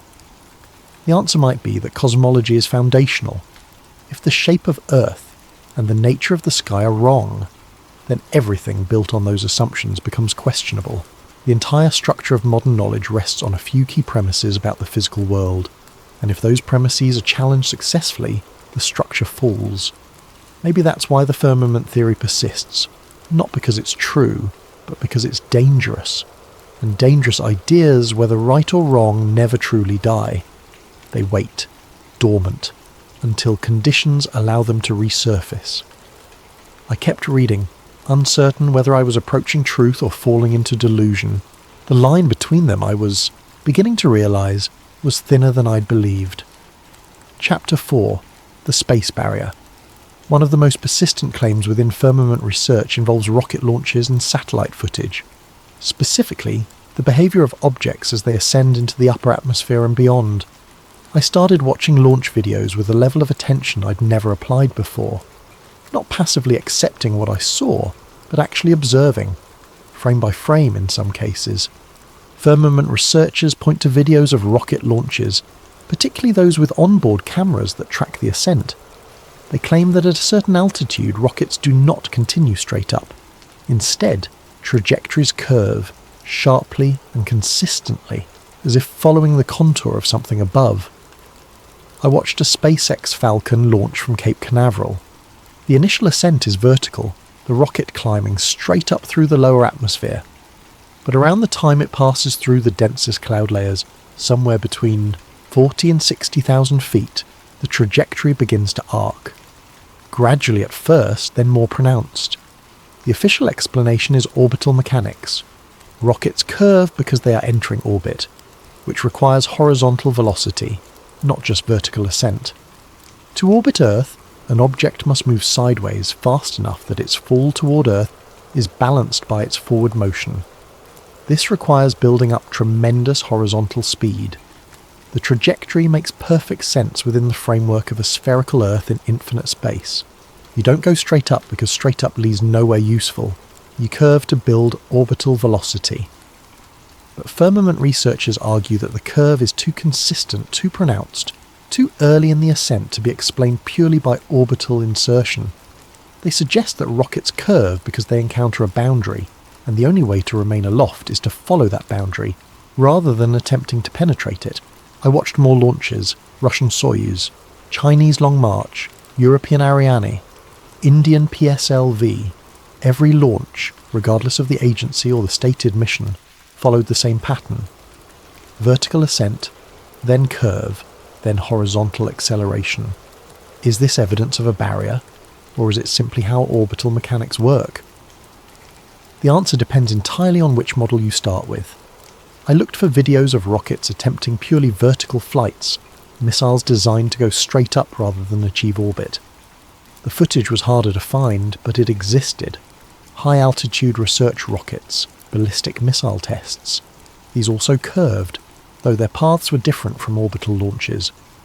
Firmament theorists point out that no rocket maintains a purely vertical trajectory beyond a certain altitude. They all curve, they all level off, they all behave as if following the inside surface of a dome, but orbital mechanics requires curves. Missiles follow ballistic arcs governed by their velocity and angle of launch. The observations don't distinguish between models without already assuming one. Then there's the footage itself, or rather the lack of certain kinds of footage. Firmament theorists ask, why is there no unedited, continuous video of a rocket or probe leaving Earth's atmosphere and travelling into deep space? Every transition from Earth to space involves cuts, edits, camera switches. We see the launch, we see orbit, we see images from space, but we never see the journey between in real time. I searched extensively. I found promotional videos, compilation reels, documentary footage. NASA's archive contains thousands of hours of material. SpaceX live streams launches regularly. The International Space Station broadcasts continuously. But an uncut video showing the continuous transition from ground level to orbital altitude, I couldn't find one. The standard answer is practicality. Rockets travel too fast for continuous tracking from a single camera. Distances are too vast for real-time transmission. Without compression, continuous footage would be boring. Minutes of empty sky followed by the rocket becoming a tiny dot. These explanations make sense, but the absence is noted, catalogued, treated as suspicious by firmament researchers. I kept searching.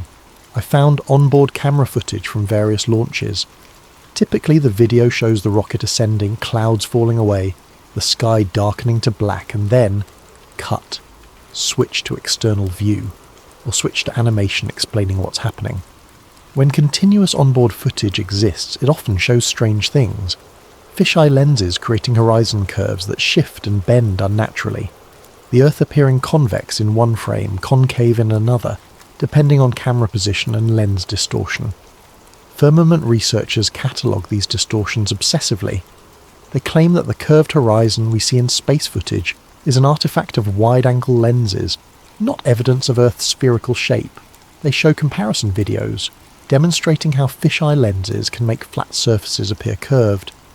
The space agencies acknowledge that wide-angle lenses are used.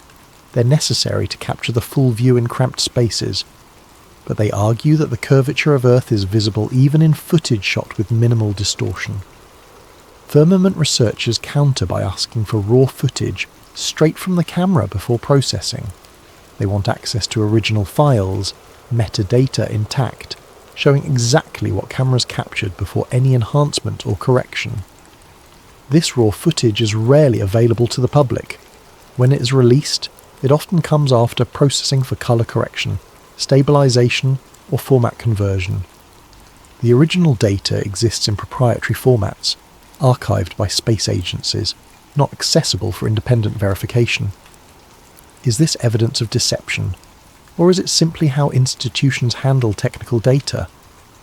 I started noticing patterns in how launches were broadcast. Live streams from SpaceX would show the rocket ascending, then switch to animation as it climbed beyond visual range. When the feed returned to live footage, the rocket was already in space, or the payload was being deployed, or the booster was descending for landing. The critical moments, the actual passage from atmosphere to space, were consistently absent from direct coverage. Firmament theorists point to specific anomalies, videos showing objects appearing to hit an invisible ceiling, bubbles in space footage, suggesting underwater filming, harnesses visible on astronauts during supposedly zero-gravity demonstrations, green screens detected in background analysis of ISS broadcasts. Each anomaly has official explanations. Bubbles are condensation or ice particles. Harnesses are equipment tethers for safety. Green screens are used for educational demonstrations, not actual space footage. The ceiling effect is debris separation or stage jettison captured at angles that create optical illusions. I examined the evidence. Some of it was clearly misidentified. A reflection mistaken for a bubble. Camera artifacts mistaken for green screen edges. Perspective tricks making straight lines appear to curve. But some of it was harder to dismiss. Videos where the physics seemed wrong. Objects moving in ways that didn't match the zero-gravity environment they were supposed to be in. Footage where astronauts appeared to be supported by invisible wires, their movements constrained in ways that suggested harnesses rather than free-floating. The most troubling aspect wasn't any single piece of evidence. It was the cumulative weight of anomalies, each individually explainable, but collectively suggesting something off. Or it was confirmation bias, seeing what you want to see, finding patterns in noise. I couldn't prove it was suspicious, but I also couldn't dismiss the observations entirely. What bothered me most was the realization that I had never questioned it before. I had simply accepted that space travel looked a certain way because that's how it was presented. But presentation is not proof. In the absence of certain types of evidence, unedited continuous footage, publicly available raw data, transparent access to verification, that absence might mean nothing, or it might mean everything. The firmament theory doesn't require vast conspiracy. It only requires institutional interpretation of data that we can't personally verify. And in the gap between what we're shown and what we can confirm, alternative explanations find room to breathe. Chapter 5. The Silence Above. One of the quieter elements of the firmament theory involves a simple question. What does it look like to leave Earth? Not from Earth, not looking back at Earth, but leaving. The act of passage from inside the atmosphere to outside it, uninterrupted, unmediated. I searched for this footage with genuine curiosity. I wanted to see what it looked like when a camera mounted on a rocket or satellite transitioned from sky to space, the moment when blue gives way to black, when atmosphere ends and void begins. I found compilations, edited sequences, animations, artist renderings. I found footage from the International Space Station, showing Earth from orbit. I found re-entry videos showing the fiery descent back through the atmosphere. I found promotional material from space agencies, beautiful and inspiring, but I did not find unedited, continuous footage of the crossing itself. This absence is not proof of anything. It could be explained a dozen different ways, all of them mundane. Technical limitations, bandwidth constraints, editorial choices for public consumption, the sheer duration of ascent making continuous coverage impractical. But it is an absence, and firmament researchers treat absences as data. The theory suggests that the firmament does not need to be hidden if no one is looking for it. If the assumption is that space is infinite and accessible, then the lack of direct evidence for crossing into it becomes invisible. We see what we expect to see, and we explain away everything else. This idea troubled me more than I wanted to admit. How much of what I believed about the world came from direct experience versus mediated information? I had never been to space. I had never seen Earth from orbit with my own eyes. I had never witnessed a rocket launch in person, let alone tracked its entire ascent beyond the limits of visibility. Everything I knew about space came from images, videos, reports, textbooks, authorities. I trusted those sources. Of course I did.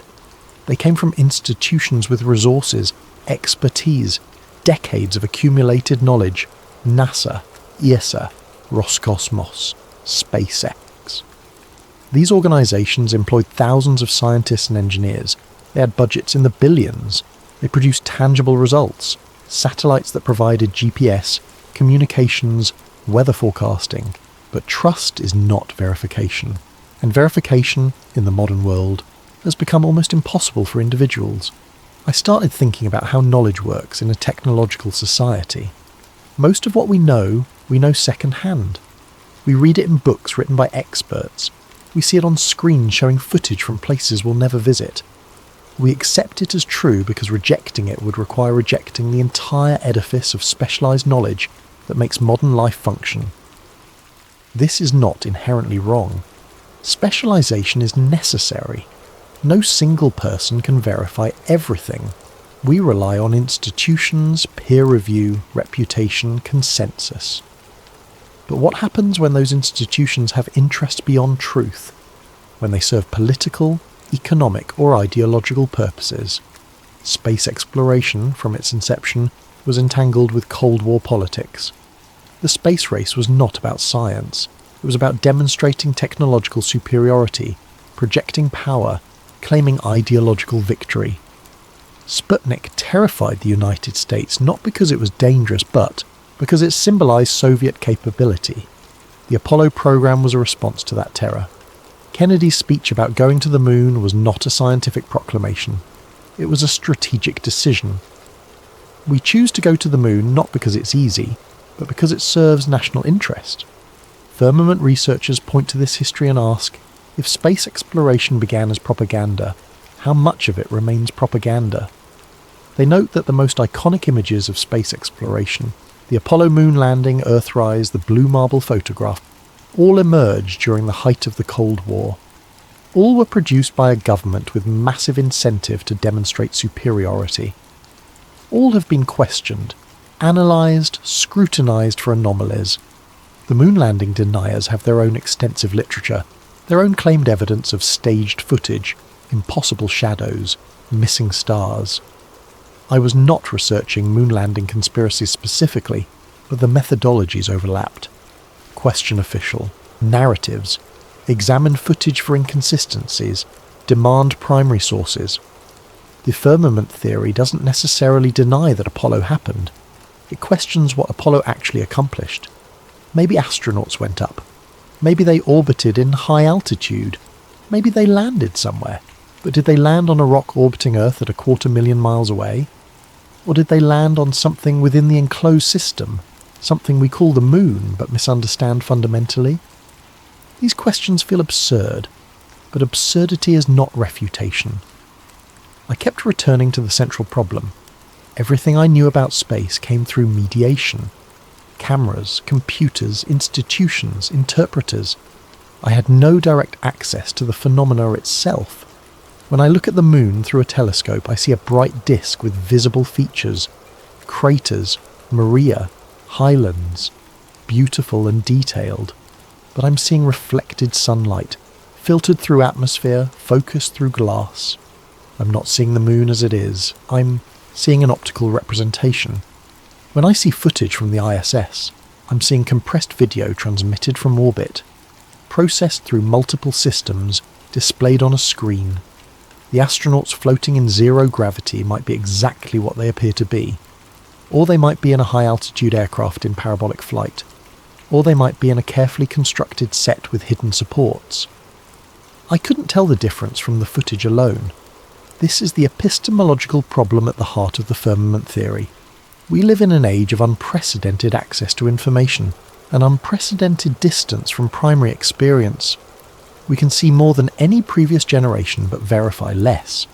The firmament might exist or might not, but our relationship to truth has become so mediated that certainty is elusive regardless. Firmament researchers exploit this uncertainty. They ask questions designed to reveal how little we actually know versus how much we accept on authority. Have you personally measured the distance to the sun? Have you calculated Earth's circumference independently? Have you verified that satellites exist in the orbits claimed? Have you confirmed that the laws of physics operate the same everywhere in the universe? The answer to all of these is no for nearly everyone. We accept these things because experts tell us they're true, and most of the time, that's sufficient. The GPS on my phone works, weather satellites provide accurate forecasts, the ISS is visible passing overhead on clear nights. But working doesn't prove the explanation. A geocentric model with complex epicycles also worked within its limits. Ptolemy's calculations produced accurate predictions for centuries. The model was useful without being true. Maybe our current model is the same. Useful, predictive, explanatory within certain bounds, but fundamentally wrong about the underlying structure of reality. The firmament theory suggests that we are not lied to so much as given interpretations that serve institutional purposes. The data might be real, the interpretation might be convenient, and in a world where direct verification is impossible, convenience can masquerade as truth indefinitely. Chapter 6. Antarctica and the Edge. Antarctica appears in almost every firmament discussion, often as the single most important piece of evidence for the theory. The claim is straightforward. Antarctica is not just a continent, it is a boundary. Not the southern edge of a spherical Earth, but the outer edge of the known world encircling everything else. In the firmament model, Antarctica functions as a perimeter, a wall of ice that surrounds the oceans and continents, marking the limit of the enclosed system. Beyond Antarctica, if the theory is correct, lies nothing, or something unknowable, or the edge of the firmament itself.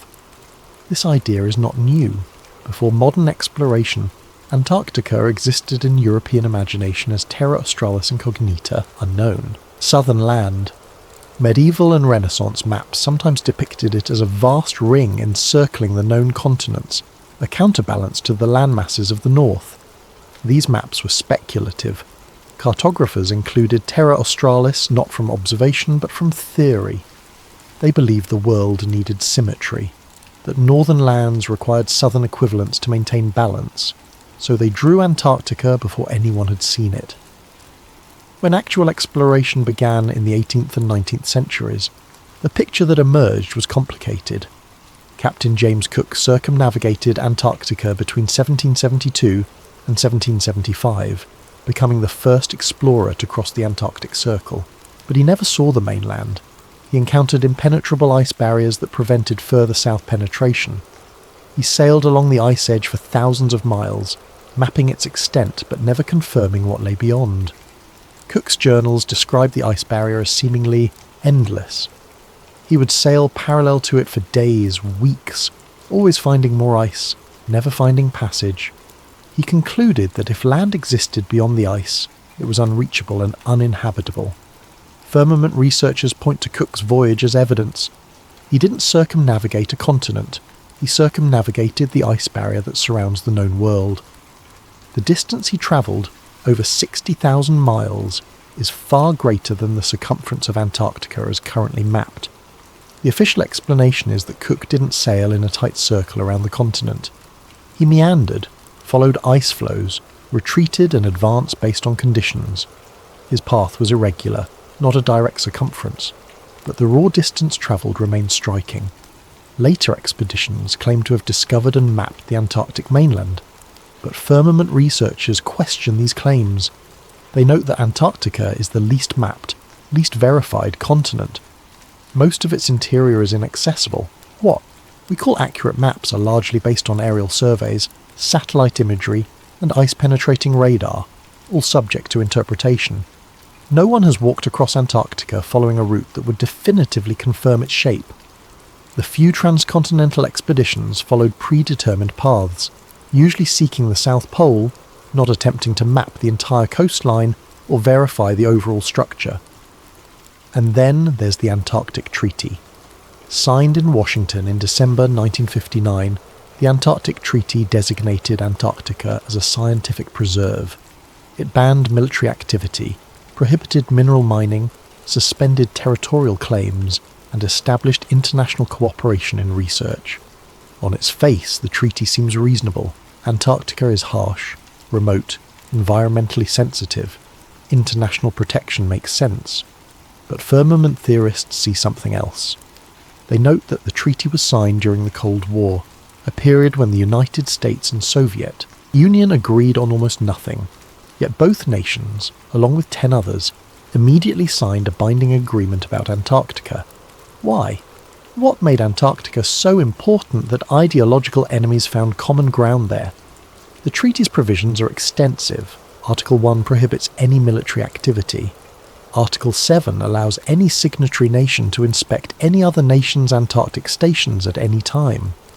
Article 9 establishes regular consultative meetings to discuss Antarctic governance. But the most interesting provision is the implicit one. All territorial claims are frozen. 7 nations had claimed portions of Antarctica before the treaty. The treaty doesn't resolve these claims.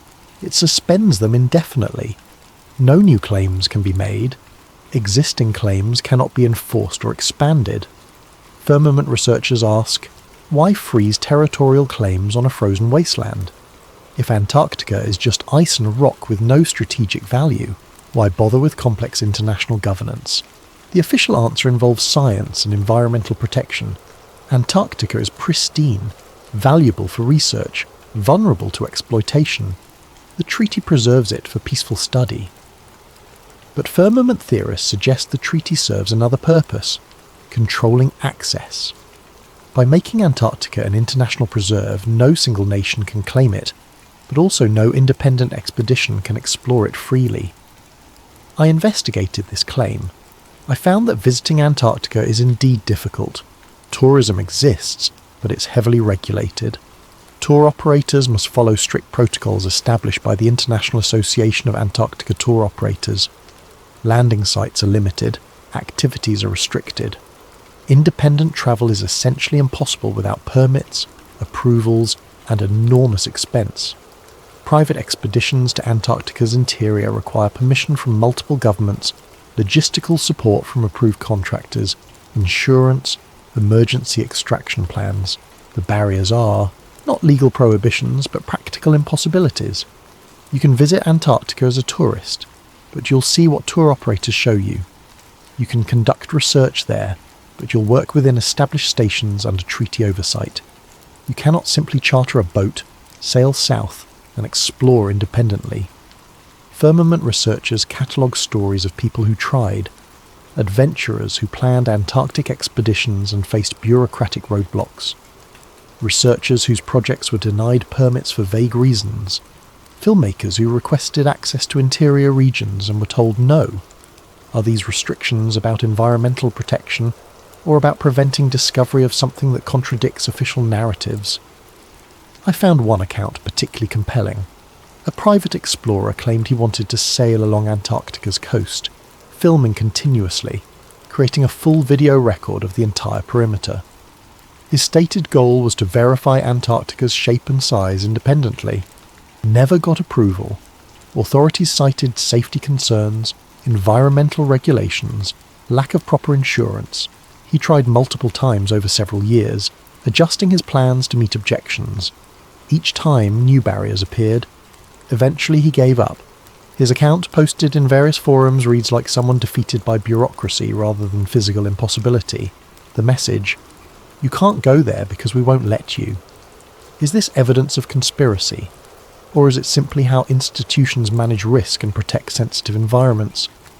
I couldn't answer definitively, but the pattern was there. Antarctica is unique in being both accessible in theory and restricted in practice. You can go, but only under conditions that ensure you see what you're supposed to see.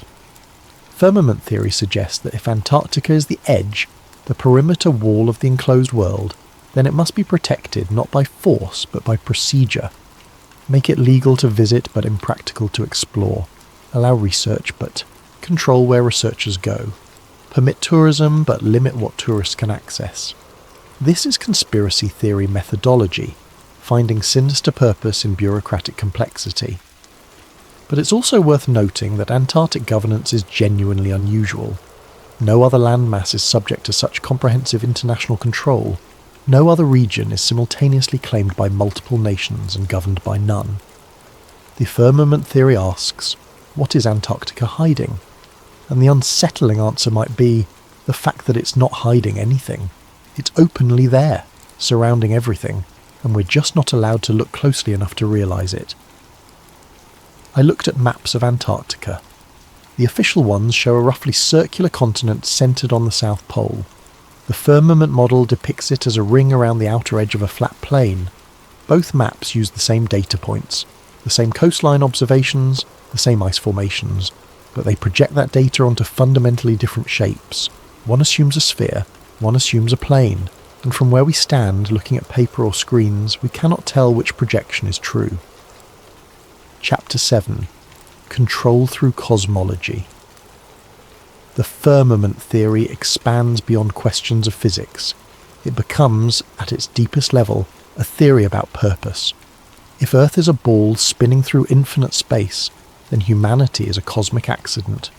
We are the product of random processes, isolated in a vast and indifferent universe. There is no centre. There is no purpose. There is only the cold mathematics of matter and energy. This is not incidental to modern cosmology. It is foundational. I started reading the history of how scientific cosmology displaced religious cosmology. The shift from geocentrism to heliocentrism is often presented as purely scientific. Better observations, better mathematics, better explanation. But the philosophical implications were just as significant as the technical ones. The geocentric model placed humanity at the centre of creation. Not the physical centre necessarily, but the focal point. Everything revolved around Earth. The heavens moved for us to observe. The sun existed to give us light and warmth. The stars marked time and season for our benefit. This was not vanity. It was coherence.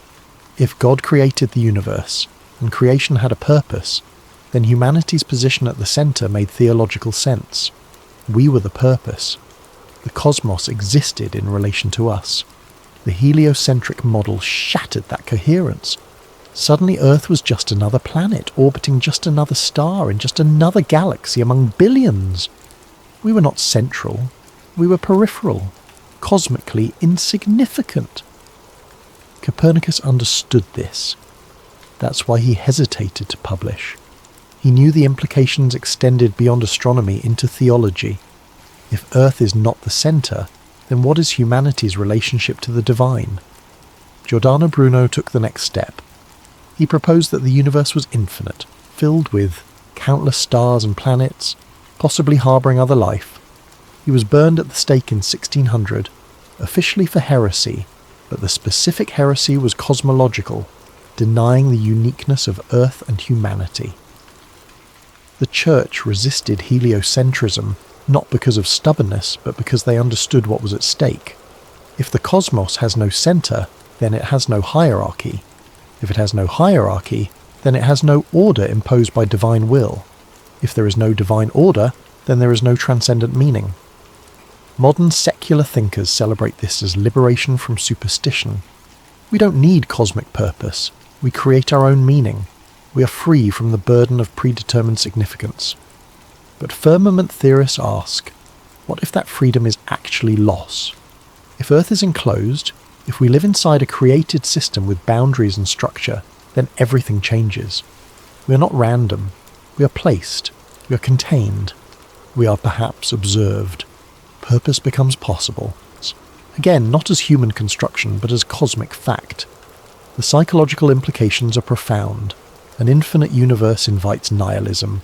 A bounded creation invites meaning. And meaning, whether comforting or terrifying, changes how people live. I found myself thinking about Friedrich Nietzsche's proclamation, God is dead. He didn't mean this literally. He meant that modernity had made God unnecessary. The infinite mechanical universe explained itself without divine intervention. Humanity no longer needed theology to understand the cosmos. But Nietzsche also understood the consequences. If God is dead, if cosmic purpose disappears, then we face the abyss of meaninglessness. The death of God was not victory, but crisis. We killed God, Nietzsche wrote, and now we must become gods ourselves to be worthy of the deed. Modern culture has not become godlike. It has become fractured, anxious, searching desperately for meaning in a universe that offers none. Depression, suicide, addiction, despair. These are not just personal failures, but existential responses to cosmic insignificance. Firmament researchers argue that this is intentional, not that specific individuals conspired to make people miserable, but that the shift from bounded creation to infinite void served powerful interests. If humanity has no cosmic purpose, then purpose becomes whatever authorities define it as: work, consumption, national service, ideological commitment. These fill the void left by transcendent meaning. People without cosmic significance are easier to control because they must find significance somewhere, and institutions are happy to provide it. This sounds paranoid, but it's also historically demonstrable. The rise of totalitarian ideologies in the 20th century coincided with the full internalization of cosmic meaninglessness. Fascism, communism, various nationalisms all offered collective purpose to replace lost cosmic purpose. Even liberal democracy, with its emphasis on individual freedom and material prosperity, functions as a substitute meaning system. We're free to pursue happiness, which in practice means pursuing wealth, status, pleasure. These are not nothing, but they are not cosmic significance either. The firmament theory suggests that cosmology is not neutral. How we understand the sky shapes how we understand ourselves. An infinite void produces one kind of human. A bounded creation produces another. I thought about medieval Europe, often dismissed as superstitious and backward. But medieval people lived in a cosmos saturated with meaning. Every star was an angel. Every planet had divine significance. The heavens declared the glory of God. Life was hard, often brutal, but it was not meaningless. Modern people live in comfort unimaginable to medieval peasants. We have technology, medicine, leisure, but we also have epidemic rates of depression, a mental health crisis that shows no signs of abating despite increasing access to treatment. Could this crisis be cosmological? Could the loss of a meaningful universe create psychological damage that no amount of therapy or medication can fully address? Firmament theorists believe so. They argue that returning to a bounded cosmos, re-establishing Earth as a created place rather than a cosmic accident, could restore meaning not as belief, but as fact. This is where the theory becomes most controversial, because if the firmament exists, then someone created it. And if someone created it, then we must ask why, and what they want from us, and what happens if we ignore their purposes. These are theological questions masquerading as cosmological ones. Science is not equipped to answer them. Science deals with mechanism, not meaning. It can tell us how things work, but not why they exist or what we should do about it. The firmament theory reintroduces purpose as a scientific question. If Earth is enclosed, that enclosure was deliberate, the system was designed.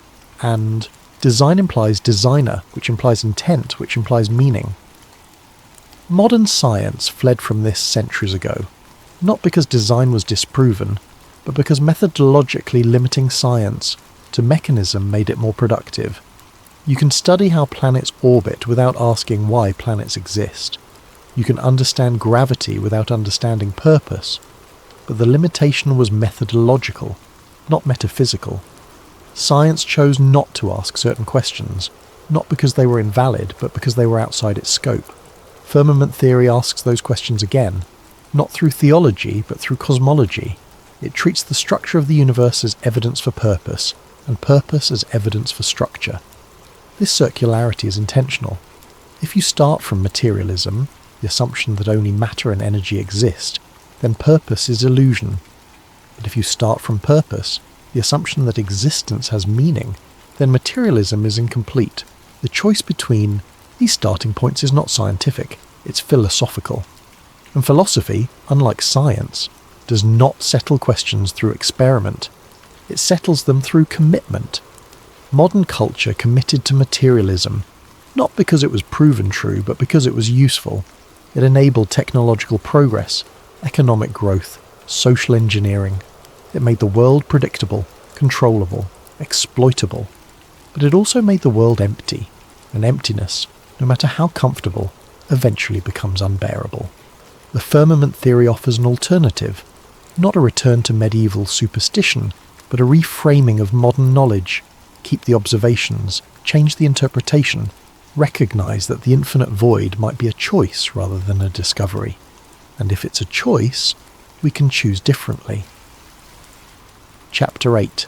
The Psychological Barrier. The strongest argument against the firmament theory is not scientific. It's psychological. The idea of a solid sky feels impossible, not unlikely, not improbable, impossible in a way that bypasses reason and settles directly into instinct. We have internalized the infinite universe so completely that questioning it feels like questioning reality itself. It's not that we've examined the evidence and found the firmament lacking. It's that the firmament violates the shape of the world as we've been taught to imagine it. And that, firmament researchers argue, is exactly how the system works.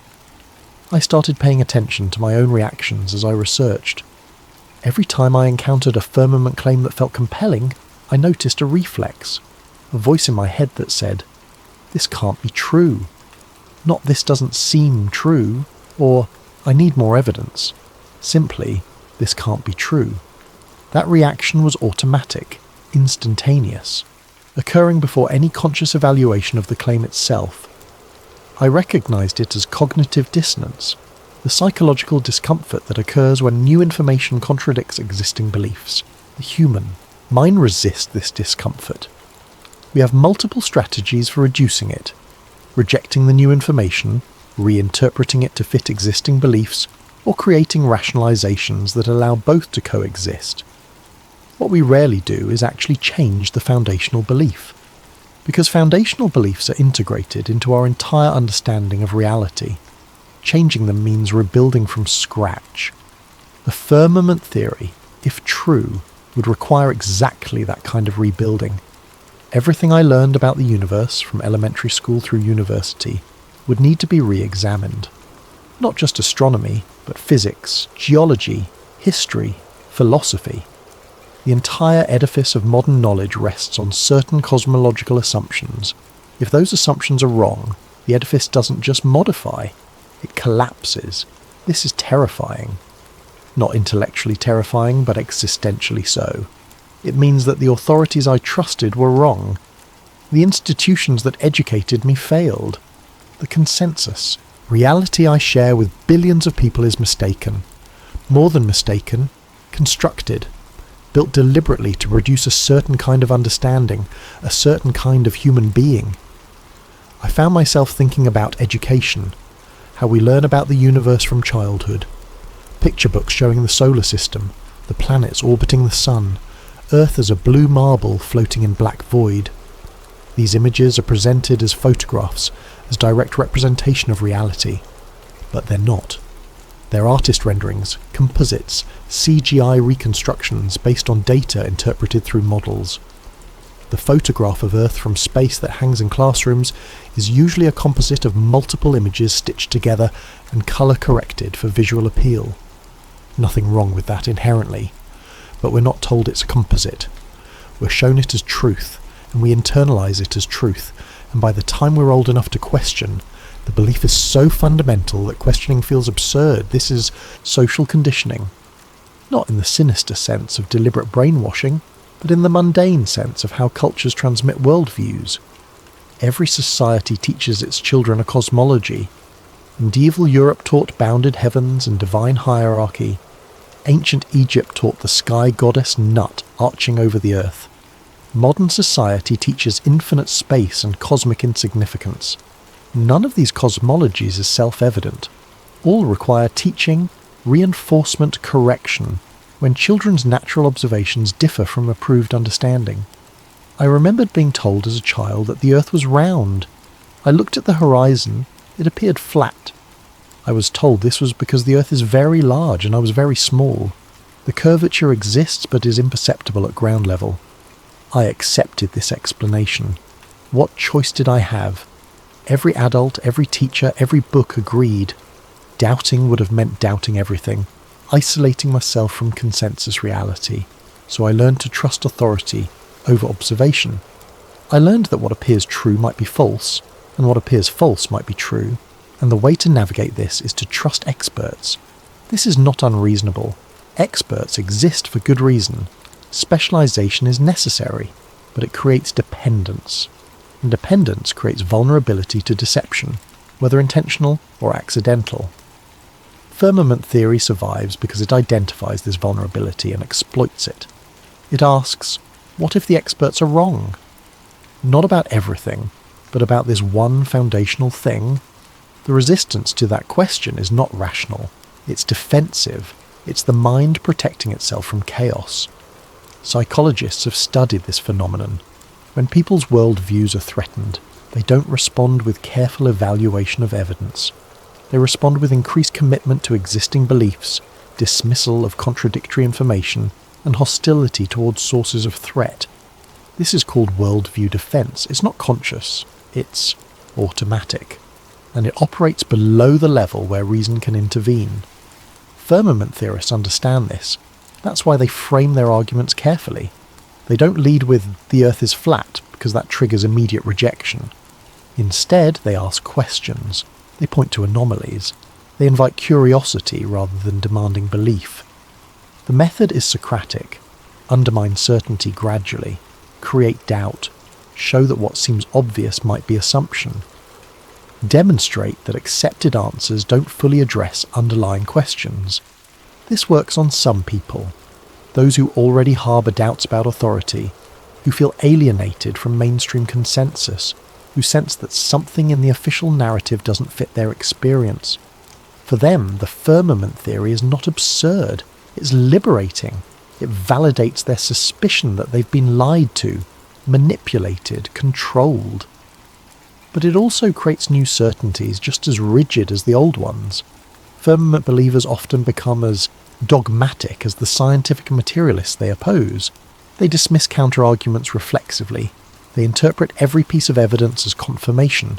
They retreat into echo chambers where their beliefs are never seriously challenged. This is the trap of conspiracy thinking. It begins with legitimate questions but ends with unfalsifiable worldviews. If all evidence against your theory can be explained as part of the conspiracy, then your theory becomes immune to disproof. The firmament theory walks this line. At its best, it's genuine inquiry into cosmological assumptions. At its worst, it's paranoid fantasy that sees deception everywhere. I tried to stay on the inquiry side, to ask questions without committing to answers, to examine evidence without deciding prematurely what it meant. But I felt the pull, the attraction of having an explanation that accounts for everything. The comfort of knowing or believing I know what others miss. This is the psychological allure of conspiracy theories generally. They promise hidden knowledge, special insight, the power of seeing through illusion. They elevate the believer above the deceived masses. This is ego gratification masquerading as truth-seeking, and it's dangerous because it feels like enlightenment. The firmament theory, specifically, offers something unique. It's not just about governments lying or corporations corrupting. It's about the fundamental nature of reality being other than we've been told. If true, it means we live in a creation, not an accident. We have purpose, not randomness. We are observed, not isolated. These are comforting ideas for people who find modern cosmology existentially devastating. The firmament offers meaning, structure, cosmic significance. But comfort is not truth, and the desire for meaning can override critical thinking just as easily as fear or anger can. I had to keep reminding myself, the fact that I want something to be true doesn't make it true. The fact that believing something would be psychologically beneficial doesn't make it correct. Truth is independent of preference. Reality doesn't care what we need it to be, but we care, and that caring shapes what we're willing to consider, what we're able to see, what we can accept. The psychological barrier to the firmament theory is not that it's too absurd to believe, it's that accepting it requires surrendering too much. The comfort of consensus, the trust in institutions, the shared reality that makes communication possible. These are not small things to surrender, and most people won't. Not because they've examined the evidence and found it lacking, but because the cost of belief is too high.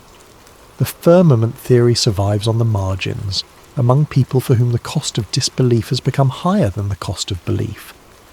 People who have already lost trust, already feel alienated, already suspect that consensus reality is constructed rather than discovered. For them, the firmament is not absurdity, it's the truth that makes sense of everything else that doesn't. Chapter 9. The Cracks in the Sky. There are stories, scattered and unverified, of anomalies in the upper atmosphere. I started collecting them the way firmament researchers do, not with the assumption that they prove anything, but with the recognition that patterns emerge from accumulation. Strange sounds recorded by high-altitude balloons, hums and vibrations that don't correspond to known atmospheric phenomena. The frequency ranges are wrong for wind, too regular for turbulence, too persistent for equipment malfunction. I found a research paper from a team that launched weather balloons equipped with acoustic sensors. At altitudes above 100,000 feet, the sensors detected sounds described as humming or rumbling. The sounds occurred consistently at similar altitudes across multiple launches. The researchers noted them in their data but had no explanation. Atmospheric pressure at that height is too low for conventional sound propagation. Yet the sensors recorded something. The paper was published in a minor journal. I found no follow-up studies. The phenomenon was noted and abandoned, filed under unexplained and forgotten. Firmament researchers catalogue this as evidence of the barrier. They suggest the sounds are the firmament resonating, vibrating, responding to pressure from below or forces from beyond. Is that what it is? Or is it electromagnetic interference misinterpreted as sound? Or some atmospheric effect science hasn't yet explained? I couldn't know, but the sounds were recorded. That much was verifiable. Then there are the lights. Unexplained light patterns observed by pilots and astronomers. Not auroras, which are well understood. Not meteors or satellites or conventional aircraft. Something else. I read accounts from commercial pilots describing flashes above the cloud layer. Brief, intense, blue-white light that illuminates the sky at altitudes where nothing should be. The flashes don't fall like meteors. They don't move like aircraft. They appear, pulse, and vanish. One pilot described seeing these lights during a transoceanic flight. He reported them to air traffic control. They had no explanation. Other aircraft in the area saw nothing. His cockpit instruments showed no anomalies, but the lights were there, he insisted, visible for perhaps 5 or 10 seconds before disappearing. He filed a report. Aviation authorities investigated. No explanation was found. The incident was classified as unexplained atmospheric phenomenon and closed. Firmament theorists point to these reports as glimpses of the barrier. They suggest the lights are energy discharges where objects, meteors, space debris or something else, strike the firmament and disperse. In conventional cosmology, these lights might be sprites or elves, upper atmospheric electrical phenomena associated with thunderstorms, but the sightings firmament researchers catalogue occur in clear conditions without nearby storms, at altitudes higher than where sprites typically form. Again, unexplained, not proof. But the accumulation is notable. There are also reports from people who claim to have witnessed objects appearing to stop at a certain altitude. Rockets, high-altitude aircraft, even meteorites that seem to strike something invisible and bounce or disintegrate. One account described a rocket launched from a private facility, designed to reach extreme altitude. The launch was filmed. In the footage, the rocket ascends normally until it reaches approximately 300,000 feet. Then it appears to hit something. The trajectory changes abruptly. The rocket tumbles, breaks apart, and falls. The official explanation was structural failure due to atmospheric stress. But the failure occurred at an altitude where atmospheric pressure is negligible, and the change in trajectory was sudden, as if encountering resistance rather than failing from internal stress.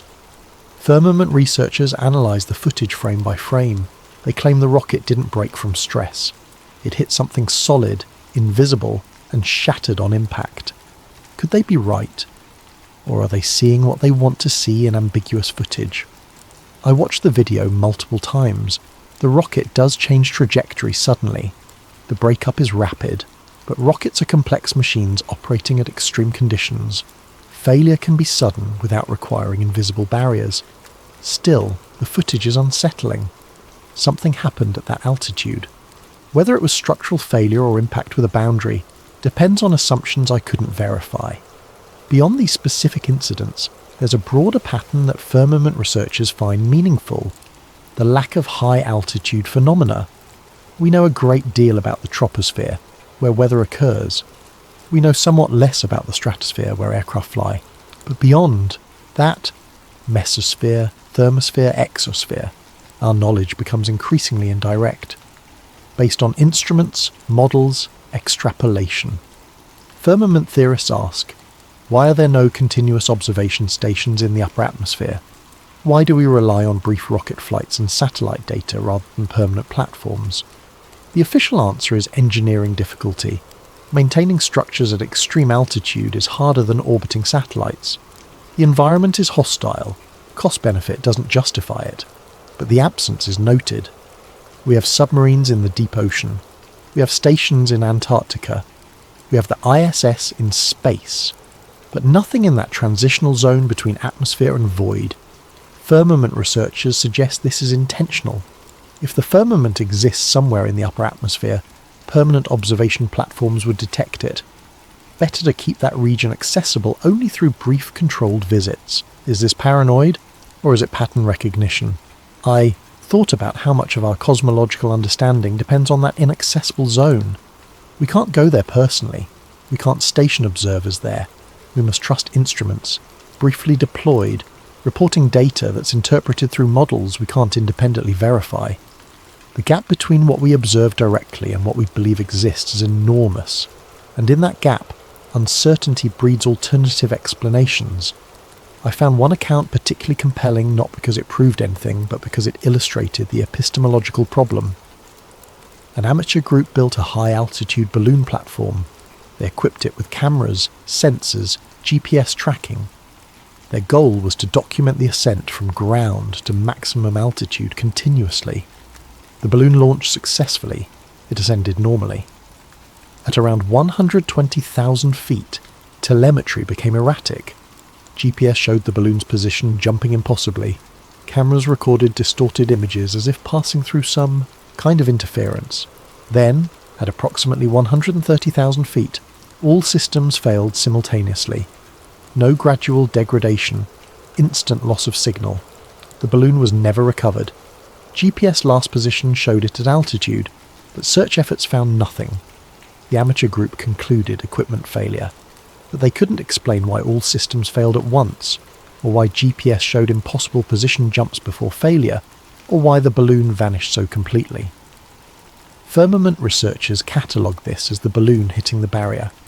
They claim the altitude, around 130,000 feet, is consistent with other incidents. They suggest this is where the firmament begins, where the enclosed system transitions to whatever lies beyond. But balloons fail. Electronics malfunction. GPS can give false readings. The simplest explanation is technical failure plus bad luck in recovery. Except the pattern exists across multiple incidents. Different groups, different equipment, similar altitudes, similar failures. Is that statistically significant? Or is it confirmation bias, selectively remembering failures that fit the theory while ignoring the hundreds of successful high-altitude balloon flights that encountered no anomalies? I didn't know. I couldn't know without comprehensive data on all high-altitude balloon flights, their failure rates, the specific altitudes where failures occur, the types of failures experienced.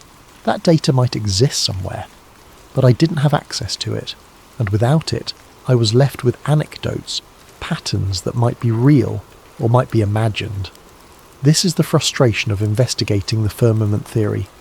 The evidence is always almost compelling but never quite definitive, suggestive but not conclusive, enough to maintain curiosity but not enough to force conviction. The cracks in the sky, if they exist, are subtle, not gaping holes that prove the barrier but hints, glimpses, moments when the ordinary seems slightly wrong in ways that resist easy explanation. Firmament researchers call this the veil effect. The truth is not hidden perfectly. It shows through occasionally, but it shows through ambiguously in ways that can always be explained away by those committed to the conventional model. If you believe in the firmament, these anomalies confirm it. If you believe in infinite space, these anomalies are explained away. The data doesn't force a conclusion, it allows interpretation. And interpretation, I was realizing, is everything. The same observations that convince one person leave another unmoved. Not because one is smart and the other stupid, but because they start from different assumptions about what's possible. The firmament theory doesn't need smoking gun evidence. It needs accumulated anomalies, unexplained phenomena, gaps in official explanation. It thrives on uncertainty, on the recognition that we know less than we pretend to know. And in a world built on claimed certainty, admitting uncertainty is radical. Chapter 10. The Unanswered Question. By the time I reached this point in my research, I realized the firmament theory is not something you prove or disprove in a conventional sense. It's a framework, a lens, a way of interpreting the same data everyone else has access to but arriving at different conclusions. The question is not whether the sky is solid. The question is, how would we know if it was? If we live inside a closed system, if the sky is a boundary we cannot cross, then every piece of evidence we encounter would be interpreted through a model that assumes the opposite. We would see launches, orbits, satellites, space stations, and we would assume they prove infinite space because that's the only framework we've been given. But what if the framework is wrong? What if everything we observe is real but explained incorrectly? I thought about how science progresses. The standard story is that new evidence forces new theories. We observe something that doesn't fit the current model, so we develop a better model. Truth emerges through accumulation of knowledge. But that's not quite accurate. Science changes through paradigm shifts. An old framework is replaced not when evidence disproves it, but when a new framework explains the same evidence more effectively. The classic example is the transition from Newtonian physics to relativity. Newton's laws worked perfectly for everyday phenomena. They still do. Engineers use Newtonian mechanics for most calculations, but Einstein showed that at extreme velocities and gravitational fields, Newton's laws were approximations, not absolute truths. Einstein didn't prove Newton wrong. He showed that Newton's framework was incomplete, useful within certain limits but inadequate for the full range of physical phenomena. Could the same be true for cosmology? Could the infinite space model be useful, predictive, effective for certain purposes, but fundamentally incomplete? Firmament theorists believe so. They argue that the heliocentric infinite universe model works because it's internally consistent, not because it's true. You can make accurate predictions, build working technology, navigate successfully, all while operating within a flawed framework. Because frameworks don't have to be true to be useful. Ptolemy's geocentric model was useful for over 1,000 years. It made accurate predictions. It allowed navigation, calendar keeping, astronomical observation. The fact that it was based on Earth being the centre didn't prevent it from functioning. Copernicus's heliocentric model was simpler, but it wasn't immediately more accurate. Early heliocentric calculations were often less precise than Ptolemaic ones. The model won not because it was proven true, but because, over time, it proved more adaptable, more elegant, more compatible with emerging physics. Now we have Einstein's relativity, which tells us that there is no absolute frame of reference. Motion is relative to the observer. You can describe the universe from a geocentric perspective or a heliocentric perspective, and both are mathematically valid. This is mind-bending. It means that, in a sense, the ancient geocentric model was not wrong. It was one valid description among many. Firmament theorists seize on this. If motion is relative, if there's no absolute frame of reference, then claiming Earth orbits the Sun is no more true than claiming the Sun orbits Earth. Both are valid perspectives. Both can be used to calculate planetary positions. The choice between them is not empirical, it's practical. We choose the heliocentric model because it makes the math simpler, not because it's objectively true, and if that choice is practical rather than true, then other choices are possible, other frameworks, other cosmologies. The firmament model is one such alternative. It takes the same observations, planetary motion, the appearance of the sky, the behaviour of light and gravity, and interprets them through a framework of enclosed Earth rather than infinite space. Does it work as well as the standard model? For some purposes, yes. For others, no. It requires different mathematics, different assumptions, different explanations for various phenomena. But so did heliocentrism when it first challenged geocentrism. So did relativity when it challenged Newton. New frameworks are always awkward at first. They must be developed, refined, tested against accumulated observations. The firmament model has not undergone that rigorous development. It exists mostly at the margins, among independent researchers without institutional support. It has no funding, no laboratories, no peer review process. Is that because it's wrong, or because it's unacceptable?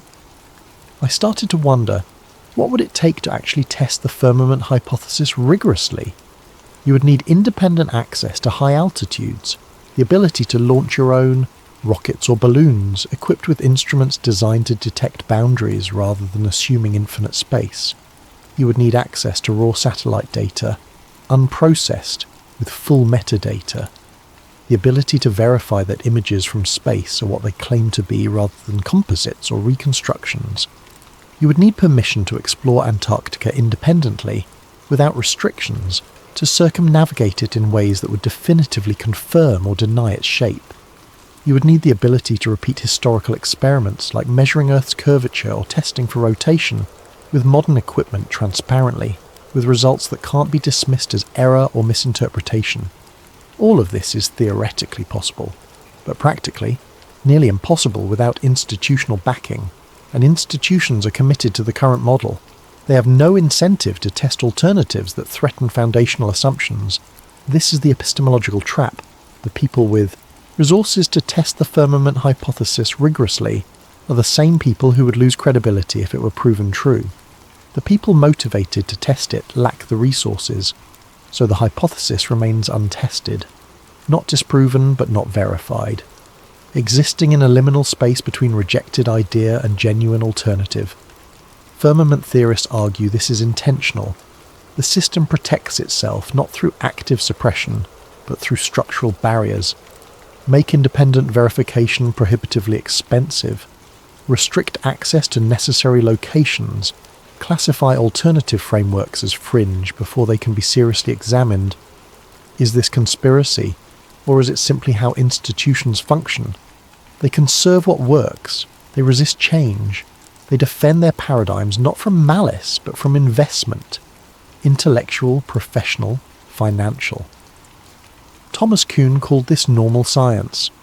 The day-to-day work of science happens within accepted paradigms. Revolutionary challenges to those paradigms are rare and resisted until the accumulated anomalies become overwhelming. Have the anomalies around cosmology become overwhelming? Firmament theorists believe so. They point to dark matter and dark energy, mysterious substances invented to make observations fit the model. They point to the cosmological constant problem, the horizon problem, the flatness problem, fundamental questions in cosmology that remain unanswered. They argue that maybe these aren't problems with the details, but problems with the foundation. Maybe the model itself is wrong, and no amount of adjustment will make it right. But mainstream cosmology responds. These are puzzles, not failures. Science always has unsolved problems. That doesn't mean the framework is wrong, just incomplete. Who's right? I couldn't say. Both arguments have merit. Science is always incomplete, but sometimes incompleteness indicates deeper error. What struck me most was the realization that I couldn't decide through pure reason. The question is too large, too foundational. It touches on epistemology, metaphysics, the nature of knowledge itself. How do we know what we know? Through observation, through authority, through institutional consensus, through personal verification. Each method has strengths and weaknesses. Each can lead us astray. And when they conflict, when observation seems to contradict authority, when personal investigation challenges consensus, we must choose which to trust. That choice reveals our values, what we believe about truth, knowledge, power, and trust. The firmament theory asks us to distrust authority, to question consensus, to privilege direct observation over expert interpretation. This is appealing to people who feel betrayed by institutions. It's threatening to people who depend on those institutions for meaning and structure. But it's not simply right or wrong. It's a different epistemological stance, with different risks and different rewards. Trust authority. You might be deceived, but you benefit from accumulated knowledge. Distrust authority. You might discover hidden truth, but you might fall into paranoid delusion. Both paths are dangerous. Both require wisdom to navigate. I don't have that wisdom. I'm still learning. Still trying to figure out how to evaluate claims that exceed my ability to verify directly. The firmament theory taught me this much. I know less than I thought I knew. The confidence I had in modern cosmology was not based on personal investigation but on trust. And trust, while necessary, is not knowledge. Maybe the sky is solid. Maybe it's infinite void. Maybe the truth is something neither model captures. But the question matters. Not because answering it will change how I live. I'll still wake up, work, eat, sleep regardless of the sky's nature. But because asking it reveals the limits of my knowledge and the structure of my beliefs. And those limits, those structures, are worth examining whether the firmament exists or not. The exercise of questioning fundamental assumptions has value. It makes me more careful about certainty, more aware of how much I accept on faith, more humble about the difference between what I know and what I've been taught. And maybe that's the real purpose of the firmament theory. Not to prove the sky is solid, but to prove that we're still capable of asking. The resistance to that question, the immediate dismissal, the reflex that says this is too absurd to consider. That resistance might be the most interesting data of all. Because if the sky is solid, if we live in a contained world, then the system would not need to hide it perfectly. It would only need to make the idea of questioning it feel absurd, and it has succeeded. Epilogue. Living under a ceiling. I looked up at the night sky after finishing my research. It looked exactly the same as it always had. Calm, infinite, open. The stars were bright. The moon hung low on the horizon. The key of darkness stretched on forever, or seemed to. I didn't know if the firmament was real. I still don't. But I understood why the theory persists. Why it attracts people who are not fools, not uneducated, not detached from reality. It persists because it asks a question that should not matter but does. What if the most fundamental assumption of modern cosmology is wrong? If the sky was never meant to open? If we live inside something rather than on something? If the boundary above us is real but invisible? Then the greatest illusion would be believing it already disappeared. And perhaps that's the point. Not to prove the firmament exists, but to prove that we are still allowed to ask. I turned away from the sky and went inside. The stars remained where they were, fixed or distant, solid or infinite. I would never know for certain, but I would keep looking, because some questions, once asked, cannot be unasked. And maybe that's exactly what they're afraid of.